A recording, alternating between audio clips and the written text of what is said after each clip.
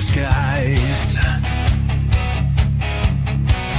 Tattered flags waving dreams in our eyes. The crowds roar like a storm on the wind. We're the underdogs fighting again.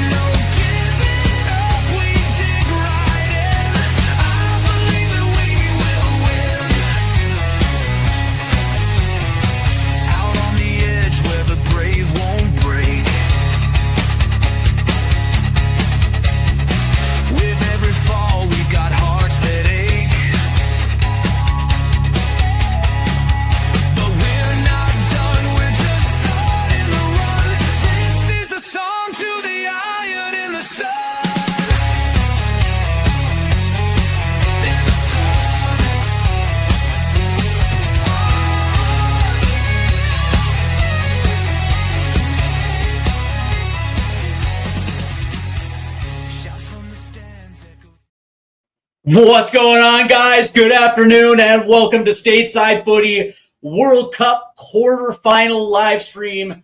England versus Norway. Harry Kane versus Erling Haaland. And God damn it, if this isn't the tastiest matchup in the quarterfinals, I don't really know what is. But nonetheless, man, this is kind of interesting too, because it's a little, two teams that are a little similar. Maybe in roster construction, maybe not in quality. But seriously, when you're kind of looking at these two teams, looking at which team is going to have an edge over the other, it almost certainly reads a little similar. Maybe some issues on that back line. And of course, both teams have two world-class strikers that kind of are the engine of their teams. But both also have world-class number 10s as well, too. And so from that standpoint, you're kind of looking at this like, yeah, maybe this is kind of an even matchup. But that being said, tasty nonetheless. I expect nothing but fireworks in this one. But before we get into it, please do me a favor and make sure you hit that like and subscribe button, and also hit the notification bell as well too. If you guys are on TikTok Live, the link is in the description for you to head over to YouTube and show the channel some love. Why don't you? All right. Listen, both teams had unreal round of 16 matches. And of course, Norway taking Brazil to task. And of course, Erling Haaland, 2 goals in that matchup. And, in spectacular fashion as well, too. And I said kind of going into that matchup that Norway was probably going to win it, because the X factor is, if you have a guy like Erling Haaland, a one-man show to the tune of that dude is probably going to get you to a quarterfinal. And of course, they have some nice complementary pieces to go along with it. Martin Odegaard, Sorloth, Berg. They have some nice pieces to go along with Haaland. But when you're looking at Brazil from that standpoint, it is Vinny Jr. And then a whole bunch of old dudes around him. And so from that standpoint, you were kind of wondering where that secondary scoring was going to come from Brazil. And sure enough, it never really matriculated. And so here we are, Norway advancing to the quarterfinal. For England, prior to England-Mexico, I said that this was probably going to be England's biggest test of the tournament to date, just considering of what they had in front of them. Nobody goes to the Estadio Azteca and wins. Mexico has figured out the, I guess you can say, the cheat code when it comes to home field advantages, and they were able to dominate at that stadium. And England just was like, we just really don't give a shit. And we're going to go there and we're going to handle our business. And sure enough, that's exactly what they did. Even with Mexico trying to dominate the last 15, 20 minutes as they were just trying to play anything into that box, England held tough and walked out of Estadio Azteca into the quarterfinal. And so first and foremost, let's go ahead and take a look at England's starting 11 for today from Thomas Tuchel. And of course, they start off in a 4-2-3-1. In net today, of course, will be Jordan Pickford. And by the way, this is England's third straight quarterfinal in a World Cup. And of course, Pickford has been there for all three. Back line is going to be Konsa and O'Reilly off the left and the right. And that's going to be absolutely huge as well, too, specifically that right back spot. I thought maybe Thomas Tuchel was going to go with maybe a Jed Spence because this is where Norway are going to try to attack off this left-hand side, trying to play balls into Erling Haaland. And so for today, Konsa is going to have to be absolutely brilliant today. He's going to have to be locked down. He's going to have to step into space, try to take away easy balls into the box and not allow necessarily that easy service into Erling Haaland. The center back pairing today will be Mark Gahey and John Stones. And I'm not surprised to see Stones in today's lineup because obviously both Stones and Haaland know each other quite well from their Man City days. And so from that standpoint, you kind of want somebody who's familiar with a guy like Erling Haaland. Midfield pairing of Declan Rice and Elliot Anderson. And then the attacking four. And now this is where I'm not necessarily happy with this one because you have Anthony Gordon off the left and then you have Madueke off the right. And I got to be honest with you, I don't think Madueke's actually been really good this tournament. I'm okay with Gordon, with Rashford sitting on the bench, but I think this might be an opportunity for a guy like Bukayo Saka to get some run off that right-hand side. I'm not necessarily 100% thrilled with Norway's back four, and it feels like this would be an opportunity. If you're looking for an opportunity to get a guy like Saka going, this would probably be the contest to do it. Jude Bellingham will be in that number 10 role, and of course, wearing the captain's armband today will be Sir Harry the Great, Harry Kane, the magician of N17, the maestro of Tottenham Hotspur. I know he plays for Bayern Munich, but just give me a break. It is what it is, man. And Harry Kane, baby, has come absolutely large in this tournament, and there's no doubt about it. And of course, we have Trey on TikTok saying it's coming home, lads. Let's go Lions. Do I watch the games on Fox or Telemundo? Of course, it's Telemundo. Let's take a look at Norway as they're going to be lining up in a 4-3-3, courtesy of Ståle Solbakken. In goal today will be Nila Nyland, who has been the number one all tournament. A back four of Muller, Wolf, and Ryerson as the outside backs. A center back pairing of Hagem and Eiser. I actually like Eiser. Not a bad center back at all. Of course, he applies his trade at Brentford. Pretty good. A midfield three, of course, with Sander Berge, who plays for Fulham. Then you got the maestro of Bodo Glint, Patrick Berg, and wearing the captain's armband today is going to be Martin Odegaard. Of course, he plays his club football at those scrubby. He's a scrubby gunner. It is what it is. The attacking three is going to be Sorloth off the right. Schlederup will be off the left, and of course, Erling fucking Haaland will be at the number 9 position. And of course, all you have to do is look at Erling Haaland, and you know exactly, what I'm talking about. If you know, you know. My friends are telling me to abandon Fox. Why Telemundo? They don't cut away for hydration breaks. They stay there. I always get disappointed when I realize the U.S. men's national team has nothing to do with the Mutant Ninja Turtles. I don't know, man. I guess that's a if you know, you know type of thing. Dan Davenport's in the chat who says, yo, Steve, what's going on, Danny? Good to see you. I can't wait for the Prem season to start. Are you excited about the Spurs signing so far? You know I am. And, of course, coming up, I think next weekend, Spurs coverage will start on this channel. And, of course, I got to reach out to the homies. Send up the bat signal. And, of course, we're going to have some of our regulars on the channel when it comes to the wonderful Tottenham Hotspur. So that will be next weekend as we prepare. It is almost time. Actually, it is time for preseason. So, I'm excited as hell. Dan Davenport says, I think Norway beats England 2-1. See, now you got to go and put a damper on everything. Good Lord, man. We have Natesky, 75. What's going on, my friend? RIFC, TID, Rhode Island FC. Dude, I'm absolutely over the moon. By the way, For those that are not in Major League Soccer markets, the USL is currently going on as it is, I think, the start of the USL Cup. And I'm actually kind of a big fan of that trophy, so I'll be tuning in. Then we have MD Sakib, I8E, who says hi. And then there's some language that I don't understand, and I'm going to just say that is Pakistani. I don't know. What are my thoughts on Argentina FBI investigation? I have kind of heard a little bit about it. I haven't necessarily dug in it. My from what I heard, it is a money laundering investigation. And yeah, man. All right, Belgium says hi. Touche. Yeah, Spain really said what's up to Belgium too.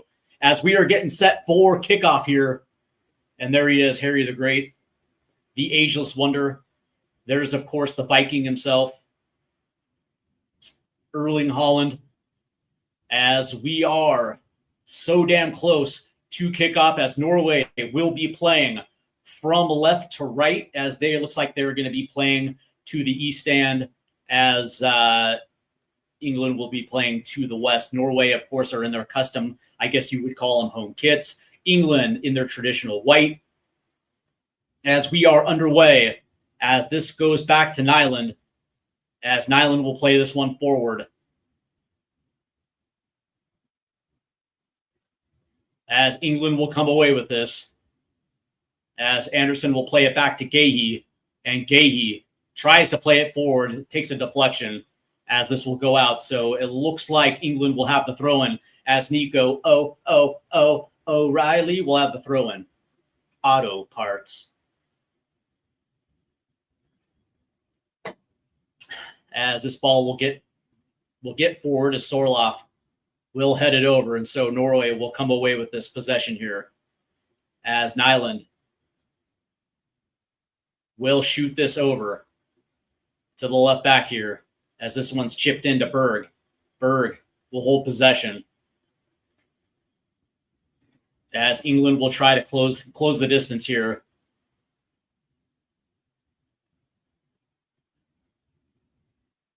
As this one will get out of bounds. So England again will have to throw in, as Ryerson, as that ball was looking for Ryerson there. No dice. As Pickford now will play this out to O'Reilly off the left side touchline, as Anderson will hold possession here, as this thing is going to get switched to the right-hand side.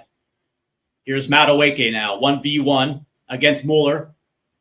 Madueke will try and will fail, as that one goes out past the end line.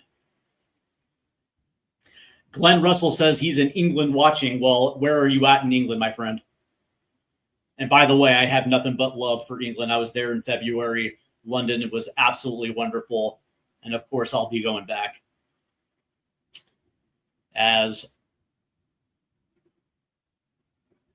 Neeland will play this long. There's Stones with the header, as Gordon will again fling this right up into the air, as Gahey will come down to it. As this one will get played forward, and it'll be played out of bounds. It looks like that was by Azure, as Harry Kane was there in the vicinity. So this will be out again for an England throw-in, as this gets played back to O'Reilly.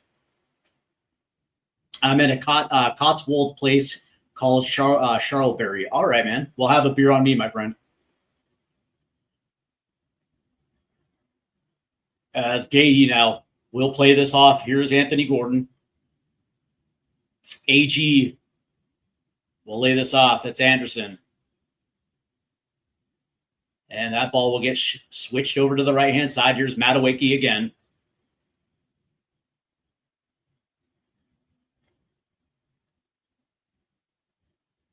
As this ball is going to have to get played all the way back to Stones. As England concedes a whole bunch of space there, as it eventually finds Jordan Pickford. And so England's going to have to reset and try to get back up pitch here.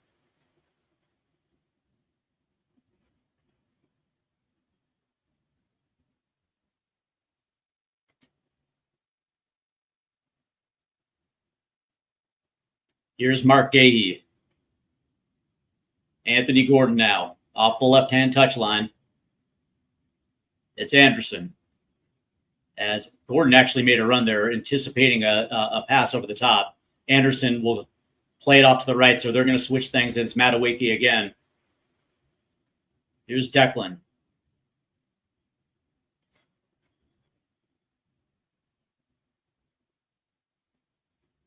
As Declan will play this forward to Madueke.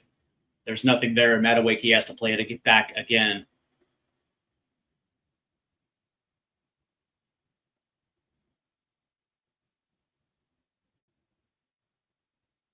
As Norway doing a fairly decent job of closing off that right-hand side. There's the switch to the left. It goes nowhere. As this one last touch by Norway, so it'll go out for an England throw-in yet again. Here's Harry Kane as he drops deep to make that touch. Kane's going to go over the top there, but there's Nyland. And Norway will have possession. Here's Berg. Of course, the center mid from Bodo Glint. Bodo? How about Bodo, man? Last year, having a fantastic run in Europe. As this one was trying to get played down here to the right-hand side, but right there was O'Reilly. It just goes to show you the Norwegian development is when you have these type of teams. That's a good ball through right there, trying to find Erling Haaland. Good defense right there by the three lines. This ball quickly makes its way out to Madueke, who slows things down, as that'll find Declan. Here's Elliot Anderson. Off to Mark Gahey. Mark Gahey sounds like he should be doing R&B. He kind of sounds like one of those type of guys with a name like Mark Gahey. Like he's like in a three-piece R&B group.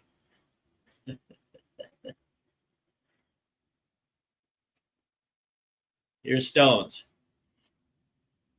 As Declan will look forward. There's nothing there. As they're going to have to recycle this one again. It finds its way back to Mark Gahey. England, of course, third straight quarterfinal appearance. And, of course, in 2018, I believe they finished fourth. Here we go. Here's Anthony Gordon. And that ball is going to get nearly turned over. As England will hold possession here. It's Nico O'Reilly off the left. And England will try to swing this thing around. There's the switch to Madueke. And there's going to be a whistle there. And I think that's going to be it for England on this possession. But yeah, the interesting thing is that over the course of the last 15, 20 years, Norway has done a fantastic job when it comes to player development as they centralized, I guess you can say, their youth development.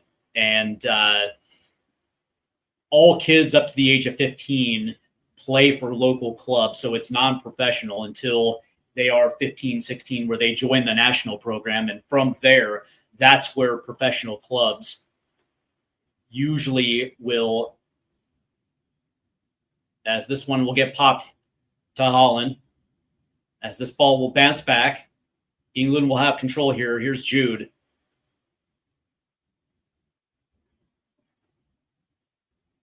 And there's going to be a whistle.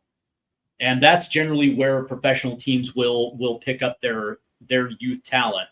You know, I think it was Erling Haaland that joined Molde at 16 years old at the time where his body was already developing and those type of things. And of course, that is, been a very good success for the Norwegian program, developing players for the national team and then also their professional teams as well too. And when you look at the success of a team like Bodo Glint, that is a very huge success for the country of Norway. I think this is a byproduct of everything they've done right. But here's Anthony Gordon as he's trying to get away from Ryerson. Ball will hang with England here. And it is O'Reilly. Now it's John Stones. as England is still trying to figure out a way through this Norwegian back line here. As credit Norway, through the first eight and a half minutes, they've done a fairly decent job of closing down the wings here. As England is literally trying both sides here. Here's Anthony Gordon, as that pass was a little too high, and now all of a sudden there's a turnover.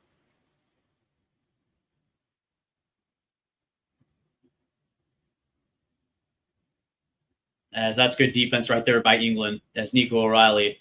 There was 3 defenders hanging all over Sorloth right there. Not much action there for Norway. So England again will hold possession as we're approaching the 10-minute mark here in the first half.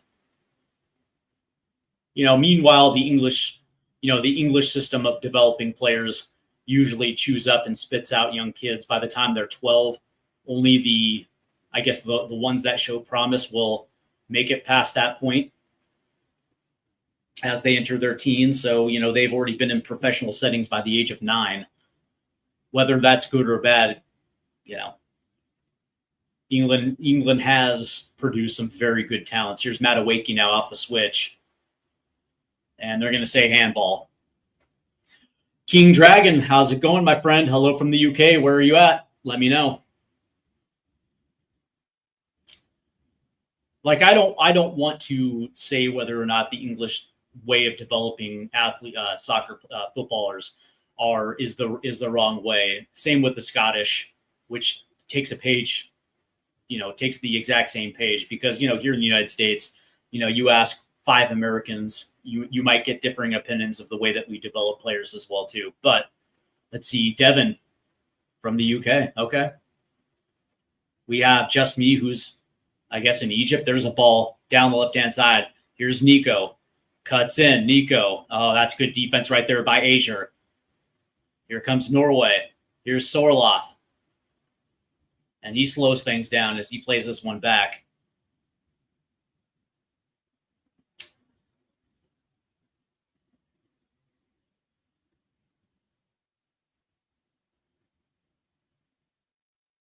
Let's see. What is my background in soccer? Do I coach or play at a high level? I've done a lot of scouting here in the United States.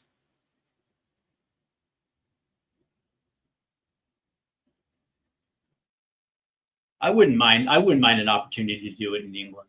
That would be absolutely fun.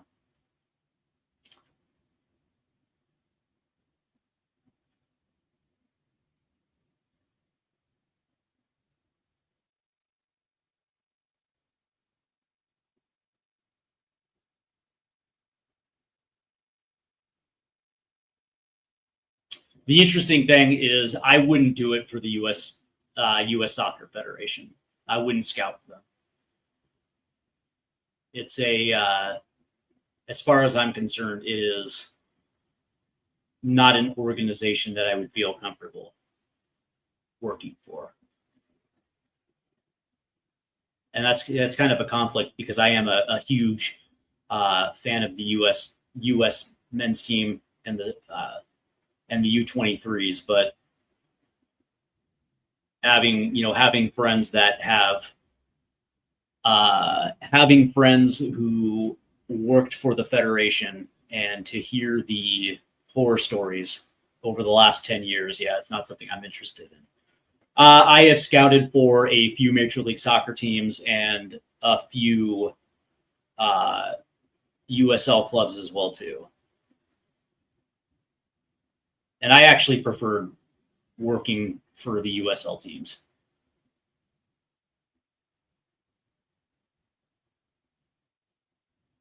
As this ball now will make its way to the left, that's just going to overshoot there.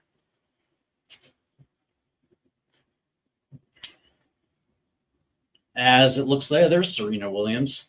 She's in the house. Of course, Serena just tried to compete at Wimbledon. Of course, I didn't watch it because I haven't watched Wimbledon forever. I wonder if Wimbledon is big over there in the UK, as far as our UK, our folks in England, big tennis fans.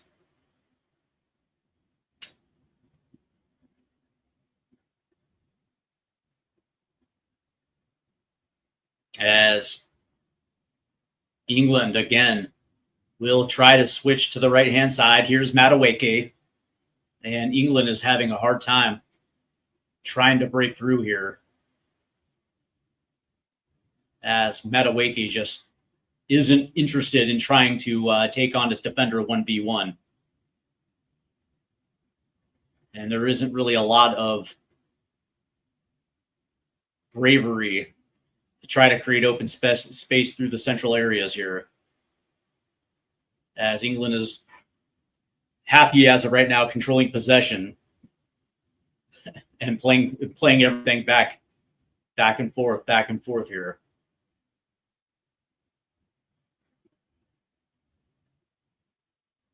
As Anderson now will play it again, as Kuntz is going to have to move this one back.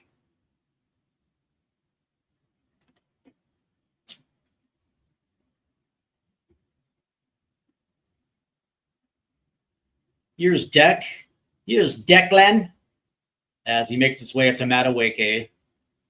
Be brave, bud. Nope. The only time you're going to see him be brave is if you got to step on his defender. There's the pass off to the left. Here's Anthony Gordon. Gordon's going to try to get around. He does. Here's Gordon, and that's going to take a deflection. So England finally does something, and when they do it, they get a corner. As we are 15 minutes into here to the first half, 10 minutes to the hydration break.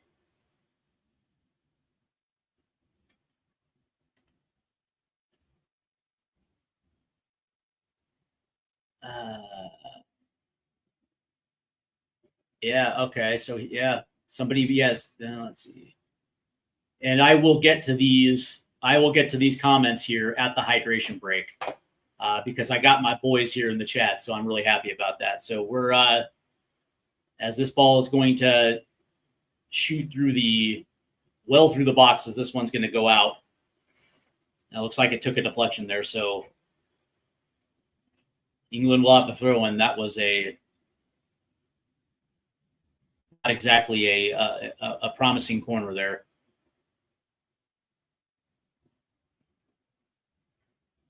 Here's Declan, the Irish turncoat. Here's Anthony Gordon. Gordon. Come on, play one in. Jesus.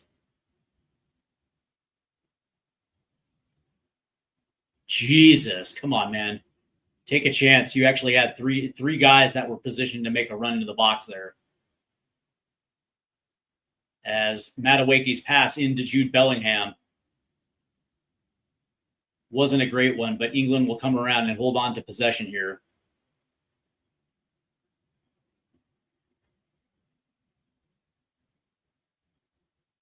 As England currently has 65% of the possession. As there's the switch to the left-hand side, it's Anthony Gordon. There you go. And there you go. As that ball is going to get cleared out. Good hustle play right there by Gordon as that ball finds Declan Rice. So England will hold it in here. There you go. That's a good opportunity right there. Just play something. Let your playmakers go up and get it here. Here's Anthony Gordon again. That's a good pass in. Here's Anderson. Nico O'Reilly. Jude Bellingham. Now we'll switch it over to Madueke. As that one will be last touched by Schindler. As this ball gets thrown in, it's Declan Rice. As Stones will move it to Gahey. Here's Anderson.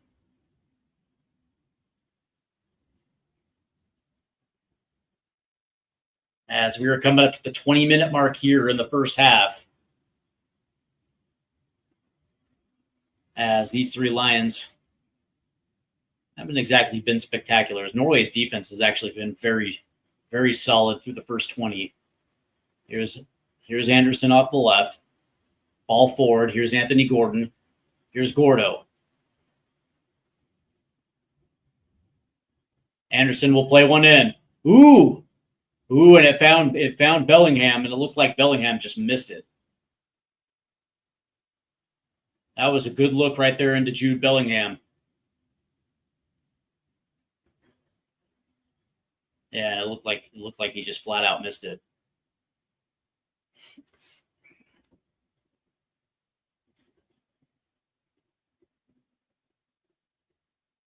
There it is, man. Be just a little bit more dominant. Be a little bit more dangerous here.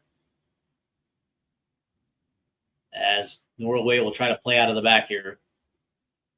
As this ball will get played forward. Declan will head it down. And there's a whistle. So Norway again will come away with it.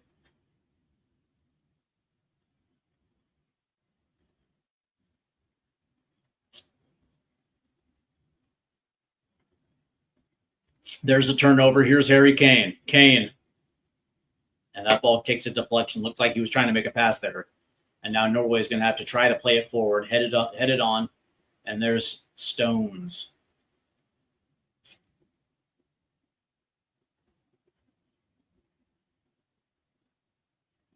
Noruega versus Inglaterra.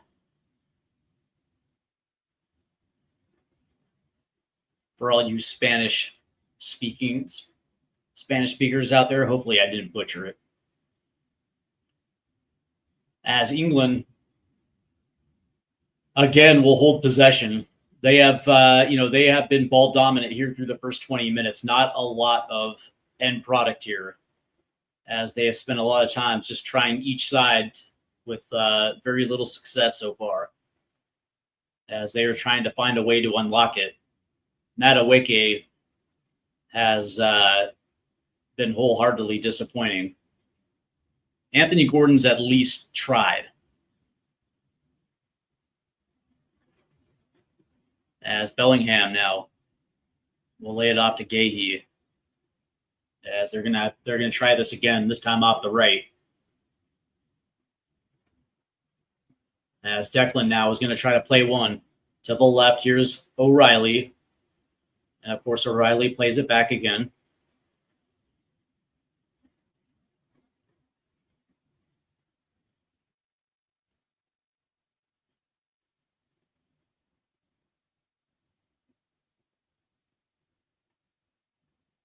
As Stones will lay it off. Here's O'Reilly. What are you going to do? As Anderson will play it off. Here's Anthony Gordon now. 1v1. Looks like against Ryerson. As Gordon will lay it off to O'Reilly. There's a ball in. Oh, that ball came to the back stick. There was Madueke. And, of course, he was nowhere in position. But that long ball will find John Stones. And they play it back to Jordan Pickford. Yeah, I was going to say it, Adam. I was going to say that it was a boring start to the game, but you know how England fans are. It's really a boring game so far. England is absolutely toothless. They have spent switching 20 minutes trying to switch sides with every single time with less success. Here's O'Reilly. O'Reilly. There. Oh, there you go. O'Reilly chip. That was just a terrible chip. Here's Madueke, who at least holds possession. Ooh. And he put an errant ball across the box, but it did find O'Reilly. And O'Reilly barely was able to get a foot as it rolled to the back stick and just out. So there is... I believe we're coming to up to the first hydration break as Madueke just put a prayer in. As it hit Nico O'Reilly, it was a bad cross in. And it was eventually cleared. Would have been nice if they both can lose. That's funny. So we come to the first hydration break here. So let's go ahead and check the chat here. As we have Greg 1987. What's going on, my guy? Match starts. Here we go. Haaland or Kane? For you, in your opinion? Oh man, you know me. You know me. I'm a Harry Kane guy through and through, and of course, a lot of that has to do with Tottenham. But Haaland's nice, man. He's been really nice in this tournament. Try not to be Spurs biased. Yeah, that's unfortunate. Unfortunately, That's not going to happen. Riley, what's going on? My guy says, I love the Belgium kits. Yeah, those actually were not bad, man. Those were actually not bad at all. That baby blue with the pink wasn't terrible. Everyone loves Norway home kits. I like them, but I think Belgium kits are clean. I just hate that they changed the logo. Fair enough. But I actually thought I thought those Belgium kits were nice. Norway's is cool, though. I really wanted Belgium to win. I think a lot of people did, but come on, man, it's Spain. Do you think calling up Foden, not calling in Foden was a good decision? See here, I don't know, man. I don't know. You can use Foden in multiple different positions, but I think for me it was leaving Cole Palmer home. That might have been the one that I disagreed with. We got 3 City players on the pitch. Yeah, you also got 3 Arsenal players as well too. Boo. Someone messaged you to say they lived in Charlbury. I know Charlbury. It's about 15 minutes from where you live. There you go, man. There you go. Any news on Poch's future yet? Nope. We'll probably hear within the next week and a half. What state did you find the most promise and potential? Very good question. I found it's interesting. New Jersey, for sure. Washington, believe it or not, Oregon. The whole West Coast is actually very, very good. Believe it or not, Michigan has some very nice young ballers. Missouri, in the areas that you would, I think you would expect. But the interesting thing, though, is that whole West Coast corridor is nice. That whole Atlantic corridor between Philadelphia, New Jersey, and New York is pretty nice too.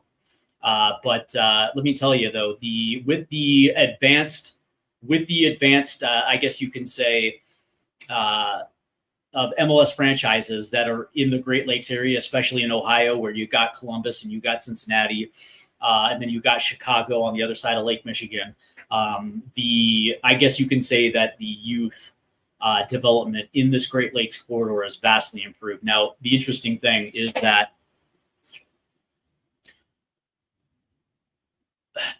the age group that I like is 12 to 14. You can really see a lot of good technically gifted youngsters at that age. You know, once you get below 12, that's not really my forte. But that 13 to 15 is that's where the money is right there. But I will say that that strip in New Jersey between North Bergen all the way as you go south, that little strip, you got like 4 different MLS teams in that area, and the youth is just insane. Let's see. I don't think Poch is staying for the USMNT. I actually think Poch is going to stay because what job is available for him right now? What high level job is currently available? He's not taking a job in Major League Soccer, that's for sure. He wants to go back to Spurs. That job is taken. And it actually might make sense if the United States offer him 20 for 4. I can see him staying. Let's see. Jermaine Jones went off today. Yeah, he did. And let me just say that was absolutely crazy. But we are back to action now, as Norway will have possession, as it really has been all England when it comes to the possession, as they are essentially at 65% of the possession. Norway has been stuck in their own half defending for the first 20 to 25 minutes. The U.S. should focus on American football and not football. Well, they already are. We already are. It just is what it is. But nope. Soccer is, believe it or not, a very popular sport. And it's going to continue to grow in this country. And if that makes you uncomfortable, then I don't know. But there was a foul there, and England will actually have its first free kick just off the right-hand side in a very dangerous area. And this is exactly what we've been waiting for here from this England team. An opportunity to grab the early lead. Granted, they've looked absolutely, what's the word I'm looking for here? Underwhelming through the first 25, 26 minutes. So good way to draw the foul here. And it looks like it's going to be Sir Harry Kane's going to step up to take this free kick here from right outside the 18, just off the right-hand side. Here we go. Here's Kane. Plays it in. Ooh, right over, just over the crossbar. As Keat from Thailand, he says 3-2 England. That's a good prediction.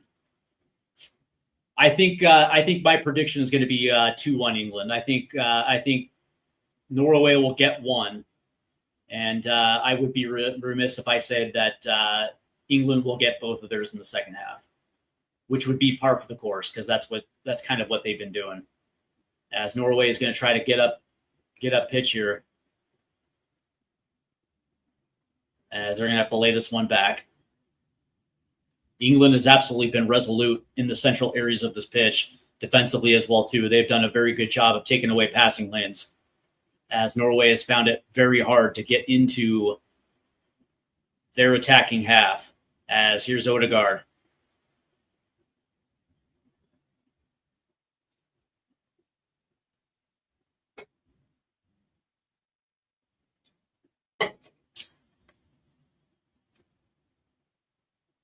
As it will be Ryerson here, as he plays this one back to Eiser.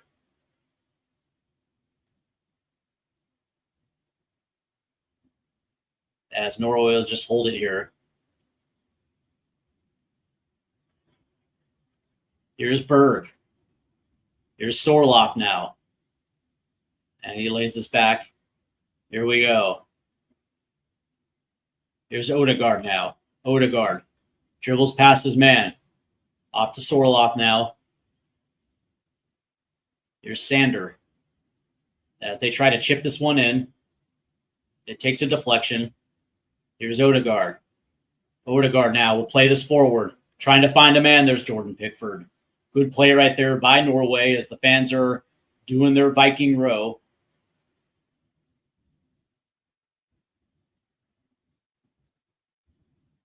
Dude, everyone can watch it. Then why are you here, Patrick?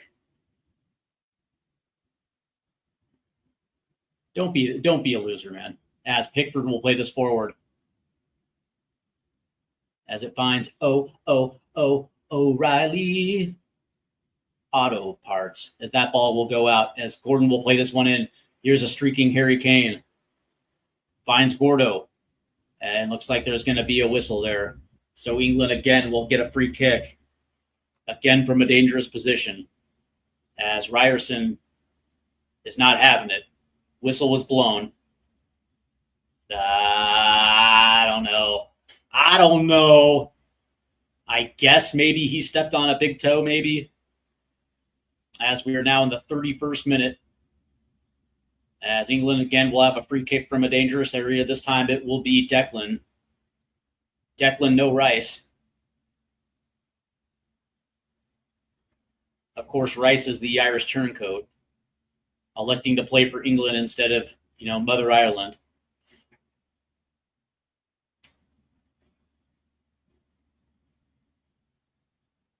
As the arm goes up, ball goes in. As this one's going to be headed away. As Norway clears it. Here's Declan again.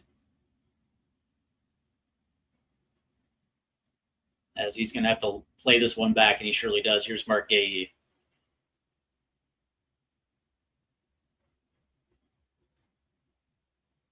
As lays it off to Mr. Konsa.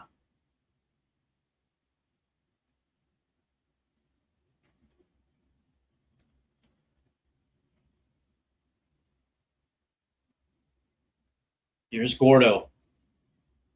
Ryerson does a good job.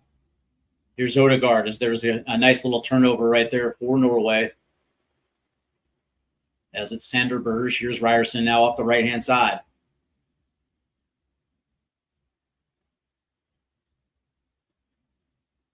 Good control right there from Ryerson.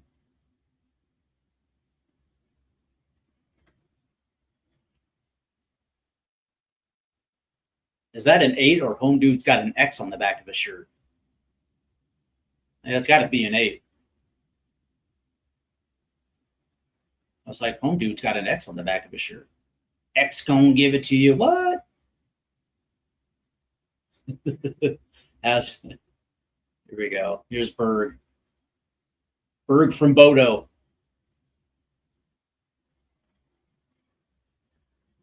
Here's Ryerson now as he pushes up the right-hand side. What are you doing, man?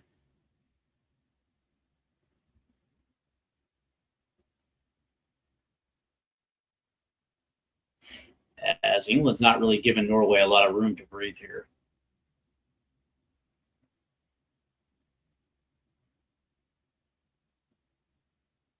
As this will make its way back. Here's Odegaard now as they switch sides to the right-hand side. Odegaard's got space. As this one goes to the right, here's Ryerson. As he's going to play one in. Oh, Haaland! Ooh! Ooh, and Haaland gets on the end of it. Didn't have a lot of force there as Pickford was right there. And Norway again will take a turnover. Here's Odegaard. 1v1 trying to get around the corner. There's a shot. Oh, and it's a goal! Oh, what a blast. As Harry Kane is down, but the goal will stand. Oh, is that Schlanderup? Schlanderup? How do you pronounce his name? Who cares? That was a hell of a goal right there. Yeah, Schlanderup. What a goal right there for Norway. Woo! That was an absolute missile. As he takes on Konsa 1v1 from the outside and just puts one right off the far stick past Jordan Pickford. That was a hell of a goal. As Norway takes the early 1-0 lead here in the 36th minute. Woo! Yeah, I think you're right there. Probably was playing for the cross. And the Viking ship erupts. As Harry Kane was looking for a call there, didn't get it.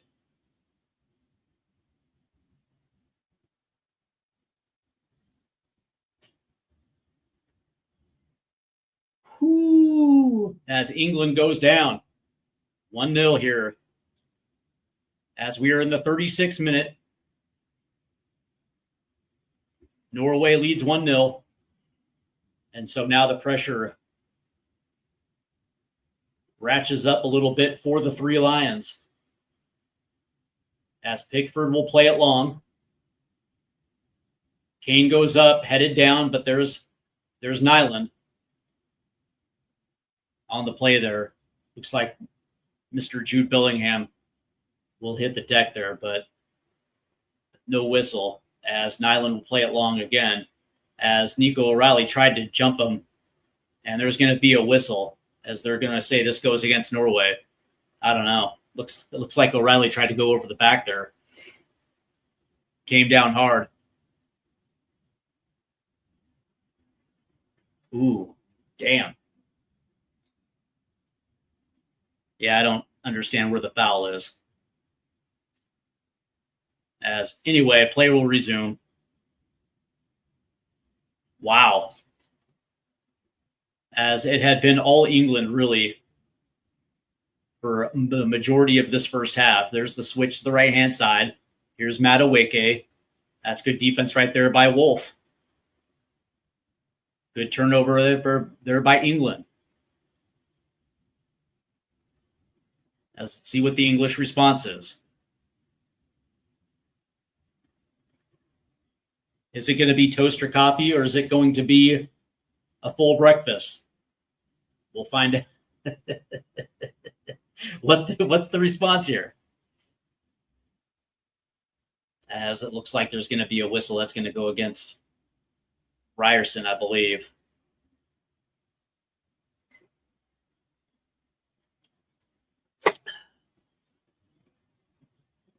No, actually, they're gonna save free kick here for Norway. Interesting. As Nyland will play this long, as that's going to take a bounce into the box. Norway. Oh, as Sorloth took a shot as that goes over the bar. All of a sudden, Norway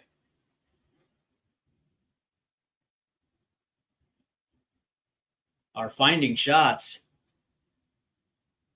as Pickford's under duress. There's going to be a turnover. Here's Sorloth again. Lays it off to Odegaard. Here's Odegaard. He will shoot. That's a nice save by Pickford. Why not? Let it fly.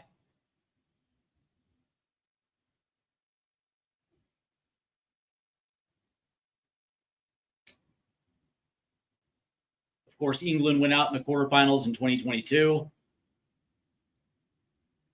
Sandwiched in between two finals runs in the Euros. 2018, I believe they finished fourth place. 2014, out in the groups.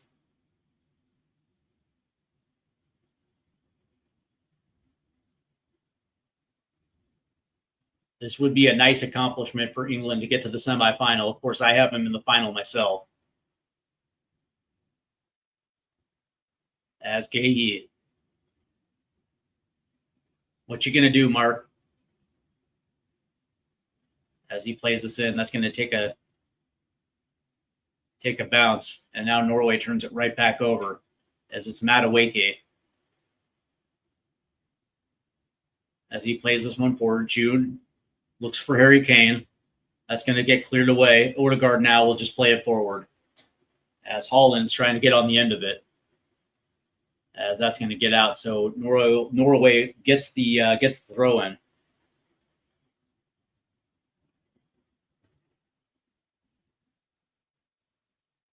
Who's going to get the next goal? Will England respond, or is Norway going to double up here before the end of the first half? As that ball gets played centrally, England will come away with it. As Gordo will try to pop it forward. It'll come down to Norway. There's a whistle, though. And England will get the call, so possession towards England. Interesting, though. England really has been toothless in this first half. Not a lot of imagination. Trying to unlock this back four from Norway. Haven't had success on the wings.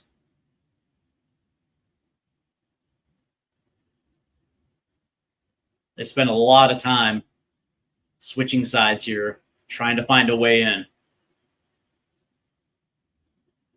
As Sever 1610 says, Alt for Norge. Here's Gordo. And he'll play it back to Anderson. Oh, come on, Anderson.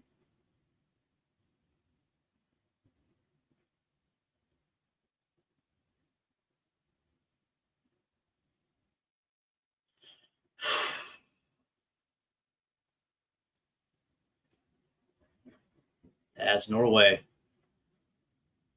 Now we're trying to bring the pressure. Oh, nearly turned over right there as Schjellerup nearly took this one away. Madueke try to play it off of Jude. That's a good ball in, taken away by Norway. Here's Berg. Tips it off to Odegaard. Ball forward. Here's Sorloth. There's a shot that's going to take a deflection. Oh, good Lord. Play it forward for your boy, Haaland. He was running opposite. Good Lord, Sorloth. You don't need to be a hero. Let the main guy be the main guy. As it looks like Aura has joined.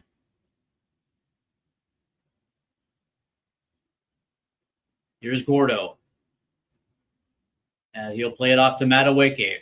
1v1 off the right side, trying to get the byline. There's a shot in. Ooh, and that's going to be headed away. So England again will have the corner. Not exactly the greatest ball in, but it's had its work. Is that Mick Jagger? I believe that's Mick Jagger. Nice. Mick is in the house. Maybe looking for some of that brown sugar.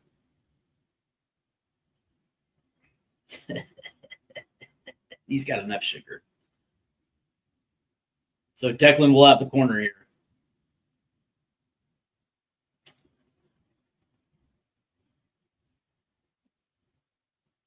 As his arm goes up, this ball gets swung in. As that's going to get popped up. Play on. And now there's going to be the whistle. Good Lord. As we are approaching the 45th minute now, as we are getting close to the end of the first half.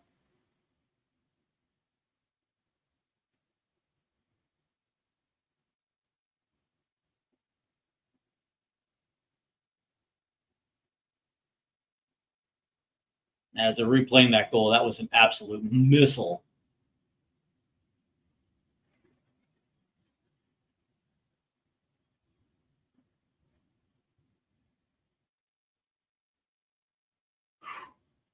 As play resumes here, as we are at the end of the 45, there's a ball that's going to go forward. He does have Gordon at the end of it. Here's Gordo. Defended really well, and then he loses it. 4 minutes of added time here. And we will get to the first half, as Thomas Tuchel is probably going to have to adjust things here at the half. Down a goal, he doesn't have the time to see things play out here. He's going to have to make those adjustments and try to grab the lead as quick as possible. Here's Gordo, good cut, lays it off in the box. Here's Jude. Oh, what a goal!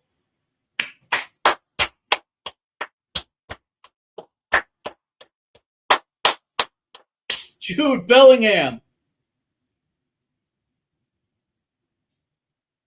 Ooh, dribbled around two defenders and just goes to the far post right there. That's a hell of a goal. There's David. There's David Beckham. As he beats Nyland. That was a hell of a goal right there for Jude. That's exactly what England needed right there. As Gordo just plays it to a central area. And it's Jude Bellingham. As he just beats not one, but two defenders. And he just goes far post. And all of a sudden, it's 1-1. Woo! That dude's electric. There's your response, England. That was a hell of a goal. Yeah. I can understand why home dude was upset. Jude just dribbled around two defenders. So England equalizes here at the very end of the first half. And all of a sudden, England has momentum. Here's Jude again. Dribbling forward. We'll play it forward. Good defense right there, but it finds Harry Kane. Kane will rip one. There's Nyland. Why not? He's Sir Harry of Tottenham for a reason. And it looks like he's got 5 goals in 6 matches here for England in this tournament. As Nyland will play this one long.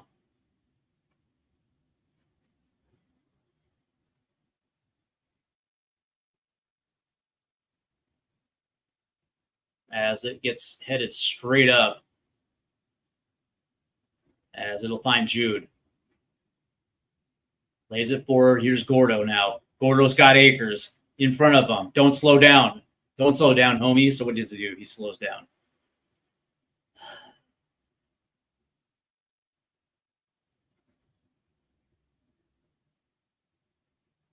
Here's Jude again. Taps it forward. Here's Kane. Chips it. Oh, Harry. Oh, they're going to say it's offside. Oh. Oh, yeah, okay. Yeah, he was offside.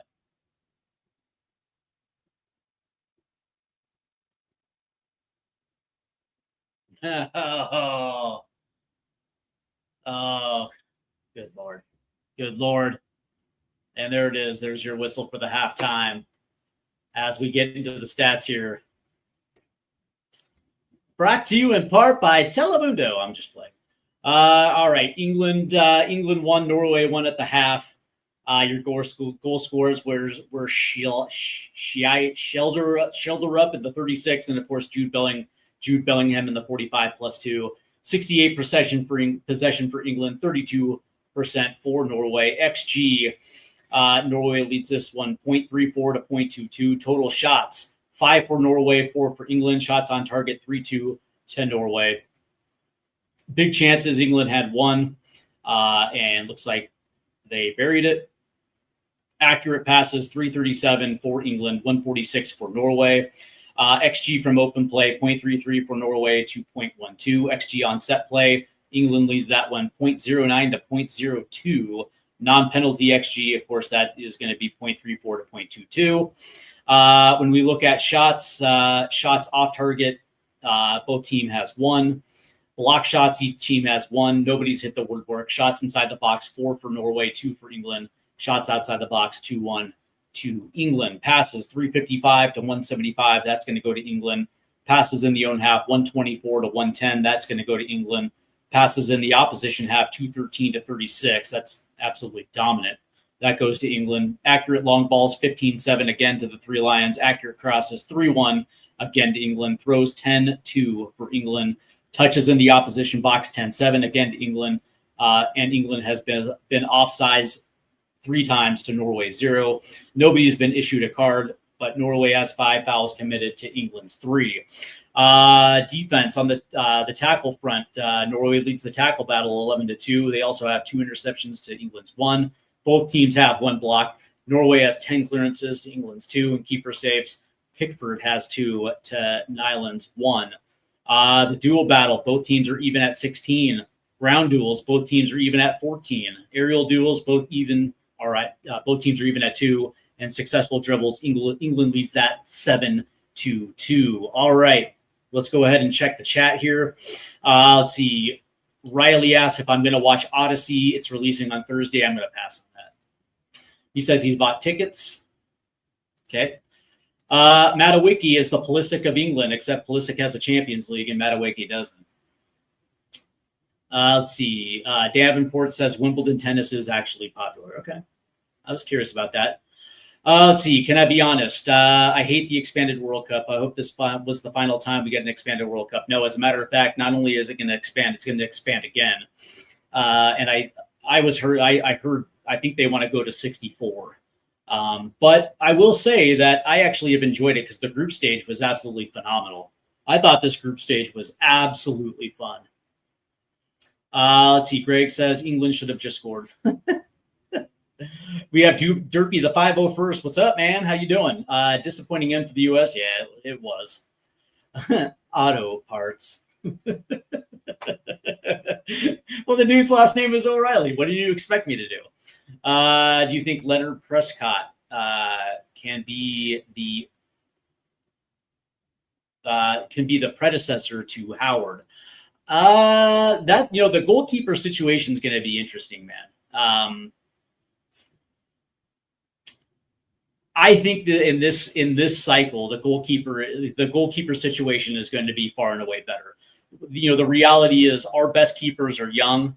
Most of them are still with the youth teams. None of them were going to come up in this cycle to challenge the MLS guys, and so it's going to be this next cycle where we're going to see the Diego Cochins, the Gaga Sloninas, Jonathan Klinsmann, the kid Julian Eystone, who's with Brentford. He's in their youth teams playing for the U21s. So we're going to see a lot of those guys. You already saw Cochin get that loan move.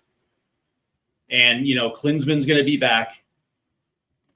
And, if Slonina can get that move away from Chelsea, you're going to see all three of those guys take a step. The interesting one is going to be Eyestone, who's with Brentford. And he's already training with the first team. But whether or not Homeboy is going to give him first team minutes is yet to be seen. Hopefully Norway doubles up. Yeah, that was kind of an interesting one. Although you have to admit that Jude Bellingham goal was absolutely fantastic. The momentum shift after the goal was crazy. You're not lying. Jude is in the party. Oh no, it's a trap. Norway coach lost his shit. Yeah, he did. He threw that bottle. He went Pochettino. He should ensure that goal was in his nightmares before this match. Yeah, dude. Kane straight up chipped him. I was like, oh shit. Oh, it's offside. Lock in Norway. Don't let the Limeys build momentum. Ooh, ouch. Might as well just call them wankers. Good lord. We have the moment. Yeah, it is. Low key, I want it to go to penalties. Yeah, you know what, dude? Everybody likes it when games go to penalties because it's like maximum drama. I don't know, man. Anyway, be sure you guys make sure you hit the like and subscribe button, and also hit the notification bell, and show some love for the channel. If you guys are watching here on TikTok live, the link is in the description where you guys can head over to YouTube and show your boy some love here. And of course, we're doing all right. We're doing all right. Would like to do a lot better. So, the more that you guys hook up the channel, the cooler stuff I can do with this channel. So, I do appreciate the support so far. This channel is growing quite nicely. But I'd like to do some really cool stuff. So that only happens if you guys hit the subscribe button and hit the like button and let the algorithm do the things that it's supposed to do. All right. So anyway, as I was saying, prior to Jude Bellingham scoring that goal there in the first half, at the end of the first half, it was going to be interesting to see if that scoreline was hold, whether Thomas Tuchel would make those halftime adjustments. Again, I still think they probably should. Now, granted, that goal did give England a little bit of momentum. It looked like they were about to get their second from Harry Kane. But let's be perfectly honest, right? Madueke very much. I mean, that whole right side has been absolutely invisible. Outside of that centering pass to Jude Bellingham, Anthony Gordon really hasn't attributed much in this first half, and so there is different areas where this team can improve. Of course, you have Bukayo Saka and Marcus Rashford on the bench, and I don't know, would it be out of the realm of possibility to see Tuchel make that halftime adjustment? Maybe this is because of that first half goal. Maybe Tuchel will wait to the 60th minute before doing that, 65th minute before having those guys come on. But let's see what that momentum carries this team for the first 10, 15 minutes in the second half. I can understand that as well too. So we will see exactly what happens. But listen, if you're Norway, you're just going to continue doing what you're doing, right? Which is, you're going to sit in the low block, you're going to counter, and you're going to get forward. And we've seen on a couple occasions that not only are they going to get by on that left-hand side and score goals from that side, but you're going to have guys like Odegaard take shots from outside. They're still going to try to work that into Erling Haaland. There's going to be a moment in this in the second half where Erling Haaland will get on the ball and try to play one in. So we'll see. Harry Kane unlucky with that goal. Yeah, but he was offside. Come on now. Jude Bellingham too good. Yeah, dude, that was insane. Dude, home dude literally just dribbled around two defenders like it was nothing. Unreal. For those tuning in, it is 1-1 at the half here. So let me know how you guys think this second half is going to play out. Of course, it's 1-1. Is this something where you feel like both teams might score again? We'll go into extra time and we'll end up in penalties, or do you feel that the quality that England has getting forward is going to be a little bit too much for the Norway low block? You guys, let me know. We'll see exactly how this one plays out. Let's see. RNDS says Jude gets the captain of England when Kane goes. Yeah, agreed. I think we'll end 3-1 England. Okay. I can easily see that. Galazo, Norway. Oh my God, what a blast. Yeah, dude, that thing was sick. That thing was absolutely sick. That's interesting, right? Because I think isn't Kane 34 now? So that would put him at 38 in 2030. I don't know what Kane's future holds. I know he wants to come back to the Premier League, and it wouldn't surprise me if next year he came back to Spurs to close it out, because I think he wants to challenge Shearer's gold record. And I don't think it happens this summer. Could it happen in January? Maybe. But he definitely wants to come back to the Premier League to break that record, and I assume that he's going to do it in a Spurs shirt. And is this going to be a 1-year thing, a 2-year thing? We don't know. But would it be out of the realm of possibility if he stays healthy and he stays productive? Could he make it to 38? Or, I mean, will he even make it to Euro 2028? You know what I mean? Like, is this going to be something where after this tournament, he, retires from the national team? I don't know, man. I don't know. Like, I don't see that. I can see him getting to Euro 2028 and then making a decision then whether he's going to hang around for 2 years. But eventually there's going to have to be another striker in that England pool that is going to step up, that is going to be able to take that spot, because eventually it's going to happen. They've been relying on Kane essentially since 2016. That 2014 to 18 cycle from Euro 2016 onward, and it's been interesting, man. It's been an interesting, fun ride, but it's going to slow down. Let's see. Not sure playing insane at Bayern. Yeah, for sure. I think Haaland will score. He always does. Yeah. You think like RNDS says Jude is the man. I think. Yeah, Jude's unbelievable, man. I wouldn't be surprised if they holding Manu to try Jude and Manu in the high comp. Yeah, maybe. I don't know what to make of Kobe Manu. I really don't. So far in his career, I haven't exactly been impressed, but that's just me. I don't think he's a bad player, but so far it's been underwhelming. It's been underwhelming, to say the least. He hasn't made his World Cup debut yet. Norway should attack more. Yeah, but Norway, that's the thing. Norway has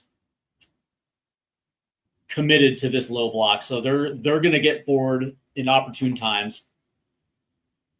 And that's the way they're going to play it today. USA had a great tournament. Alexi Laz saying Pot should go, horrible opinion. Yeah. Alexi Lawless is in a lot of ways a mouthpiece for the Federation. We got Palmer for England, so hopefully next World Cup, yeah, for sure. Yeah, like he failed, that thing where he failed. And it's like, really, did he though? Because I think a lot of people, if you were being honest, like that was round of 16 quarterfinals was going to be where I think a lot of fans coming into the tournament would have said that, yeah, that's probably where they're going to exit. I had them going to the quarters because I thought, with a home World Cup and the momentum behind them, that maybe that would be good for one solid upset victory. And if that was Belgium, then it would have been Belgium, right? Belgium hadn't been playing great in this tournament. We made them look like world beaters, by the way.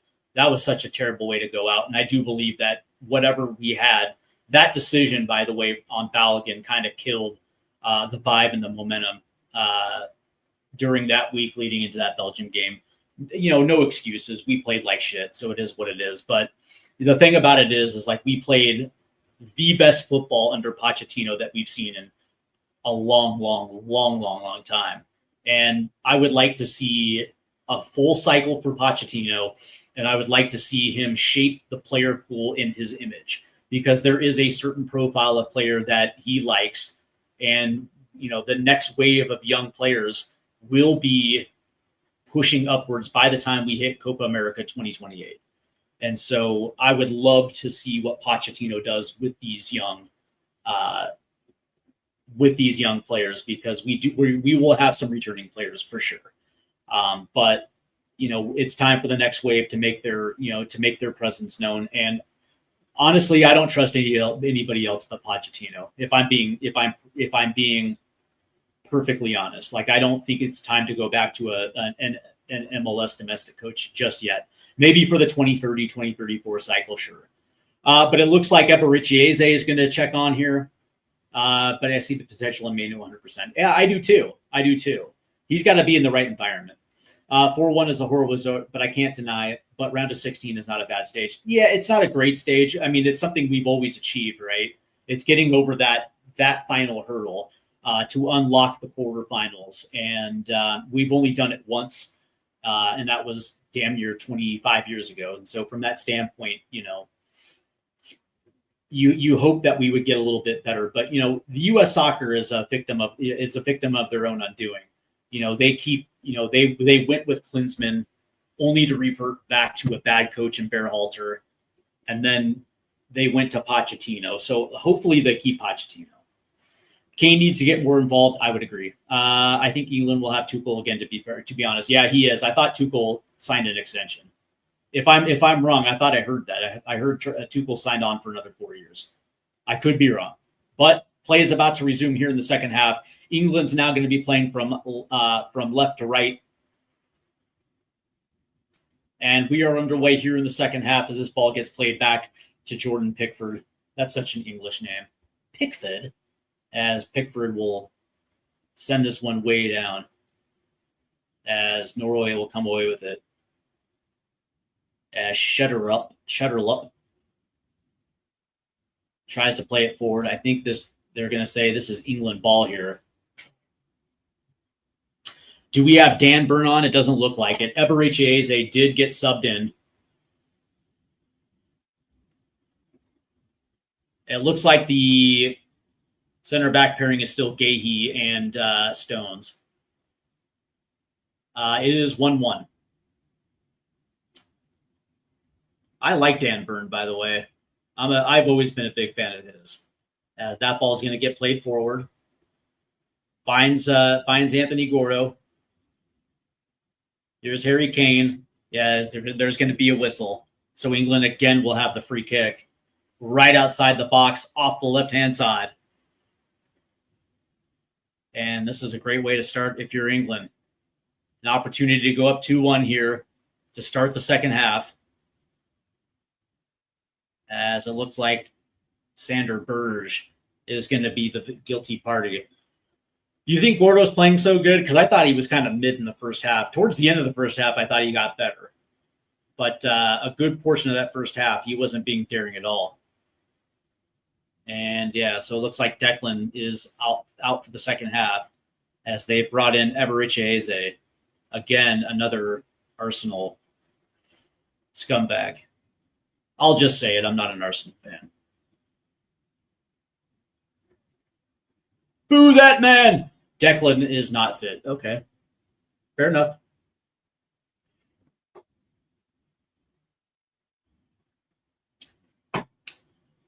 And it looks like this is going to be Eberichieze taking this free kick here. And here we go. Eze. And that's going to take a deflection. And that'll go over the goal there.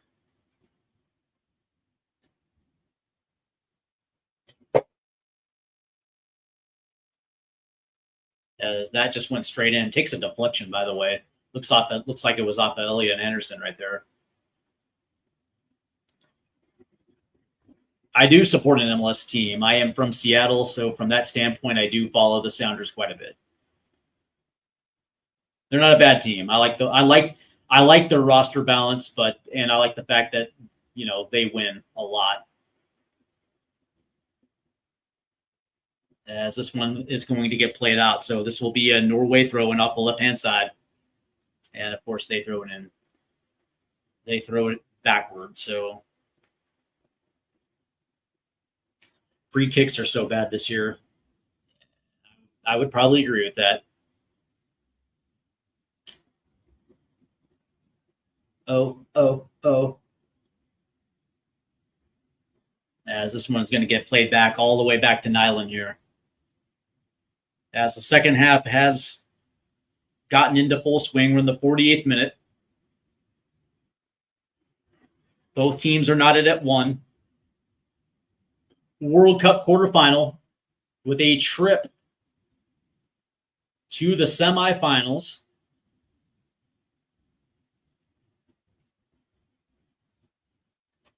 Of course, yesterday, Spain playing their way in, beating Belgium 2-1. France also advance. As this one's going to get played down the left-hand side. As that one is going to get out. As Wolf had a hard time right there. And that ball did get out, dude. What are you talking about? As there's Bukayo Saka. So it looks like Saka's on. So it did look like Madueke came off, which is fine. As this ball will try to get up to Kane. That's going to head it down. There's Saka to play it forward. And that one will get out. And that's what I thought was going to happen. I mean, Thomas Tuchel, he doesn't have time to mess around here. He's got to get this game done and dusted and off to the semifinals. Oh, that's a nice move. That's a nice move right there. As they're going to switch this off to the right-hand side. Here's Saka now.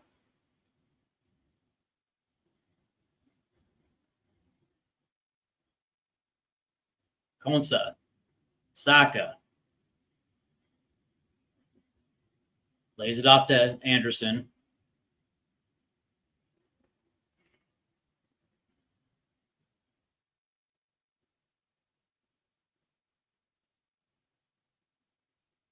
So if England do advance to a semi,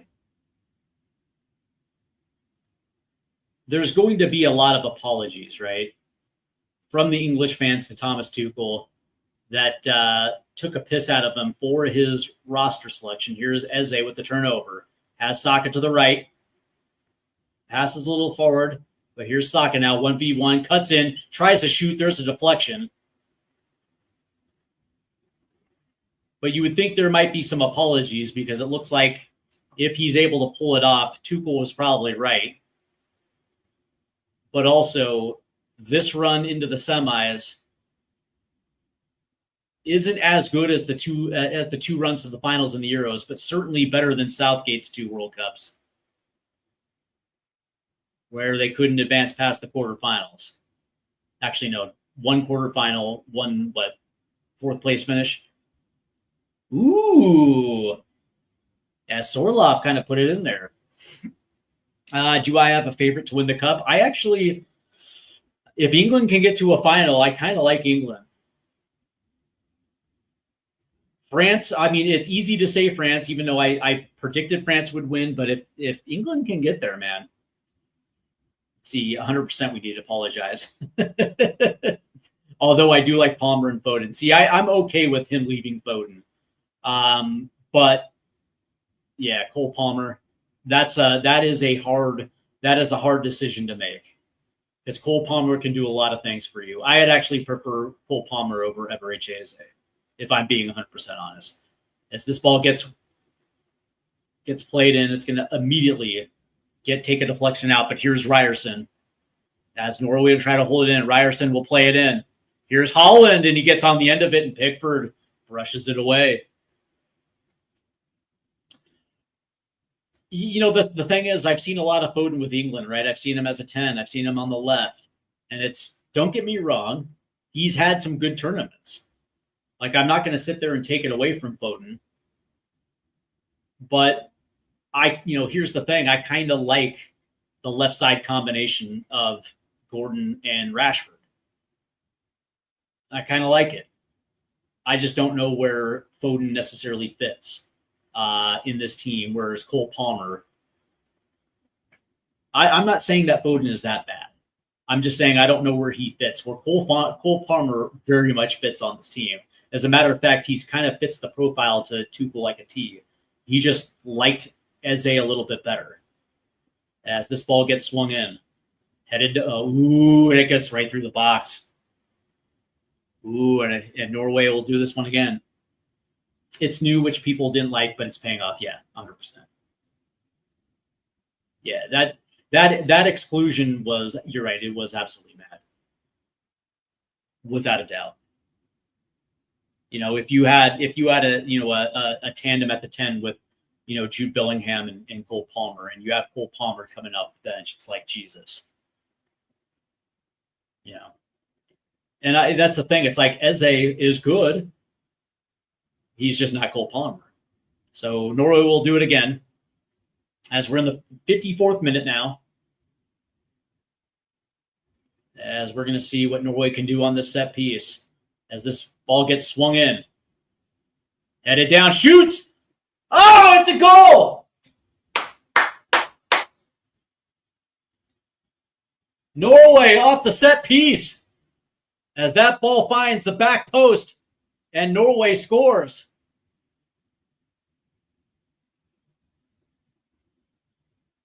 The little team that could.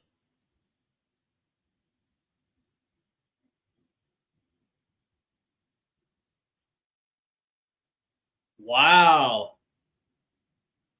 So in 2022, it was Morocco that made the run to the semifinal. In 2026, it's Norway, a team that hadn't qualified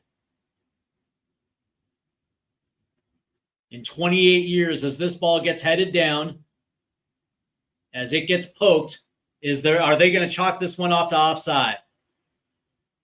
I think England is saying that homeboy was offside.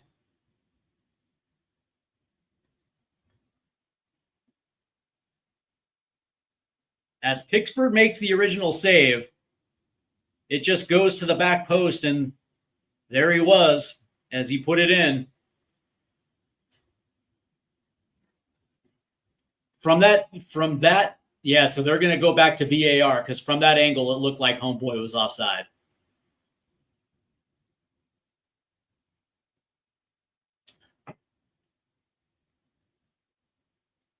This is what happens when England gets in the ref's ear.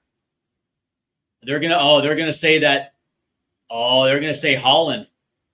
They're gonna say there was a foul right there on Haaland against Anderson for pushing off here. Not that he's off. Oh, this is brutal if they're gonna take this one away.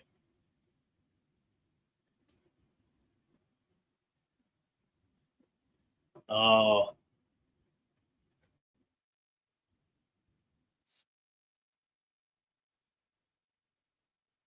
And there it is.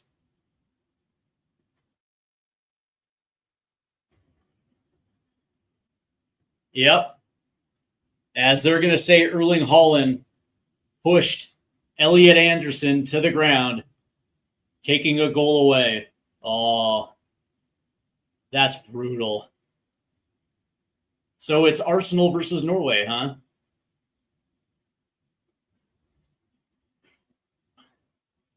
I guess good on Anderson for selling it.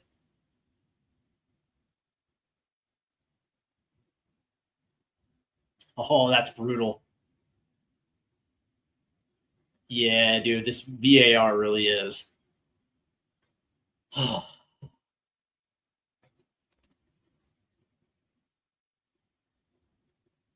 By the way, which league is going to say, you know what, no more VAR? Which major league in the world is going to say, you know what, no more? I got some ideas for VAR. that I think would improve it, where you can keep it, but I have some rules.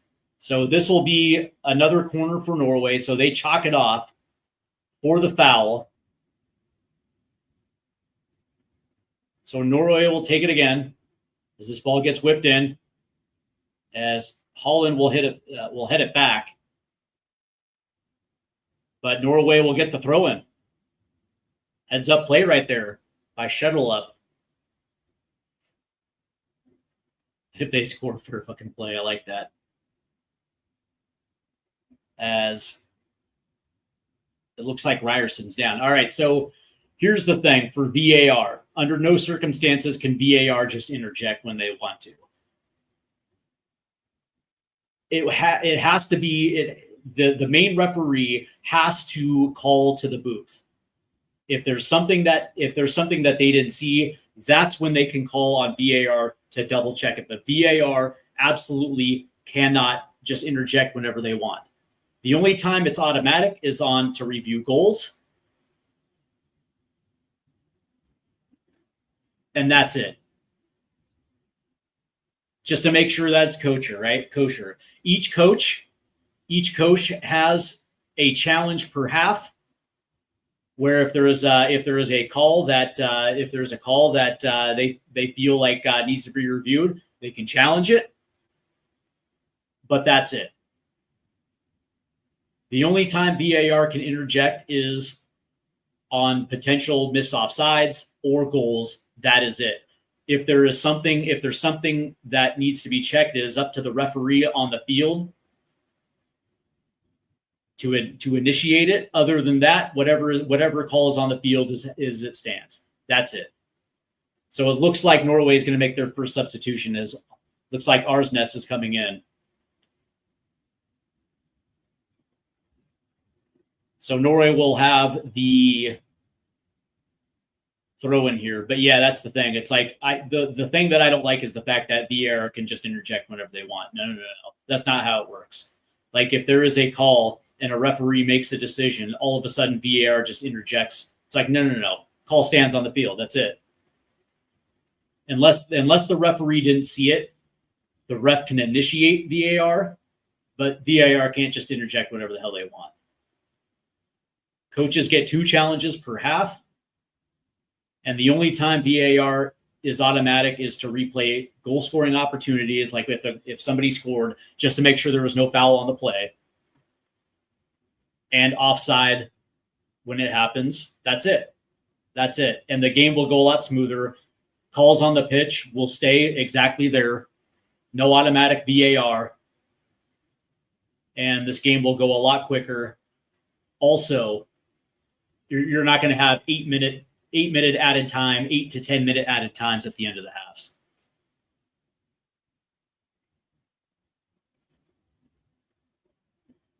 Yeah, that's exactly right. That's Rolando. That's exactly right. It is based on the NFL instant replay, where coaches have a challenge per half. If they feel like they want to challenge it, they can. But that's it. Calls on the field will stand. No automatic VAR interjection. And the only time that VAR automatically kicks in is just to review scoring. That's it. Just make sure there's no foul in the play. And the game would go by so much quicker.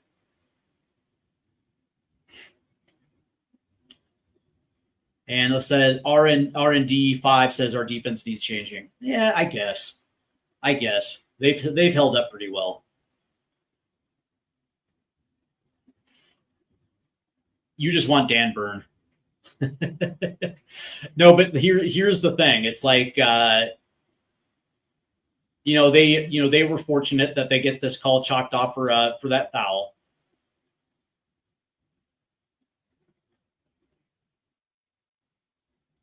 But outside of the 50 set pieces that they just had, Norway, here we go. Here's Norway on the front foot. That ball makes it out wide right as Ryerson will cut.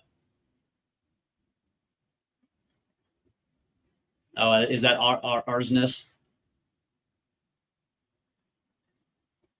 As Odegaard will lay it off. Sander Berge.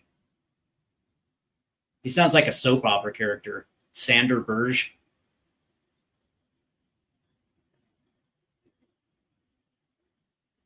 Now, had that goal stand, yeah, then England were in deep shit.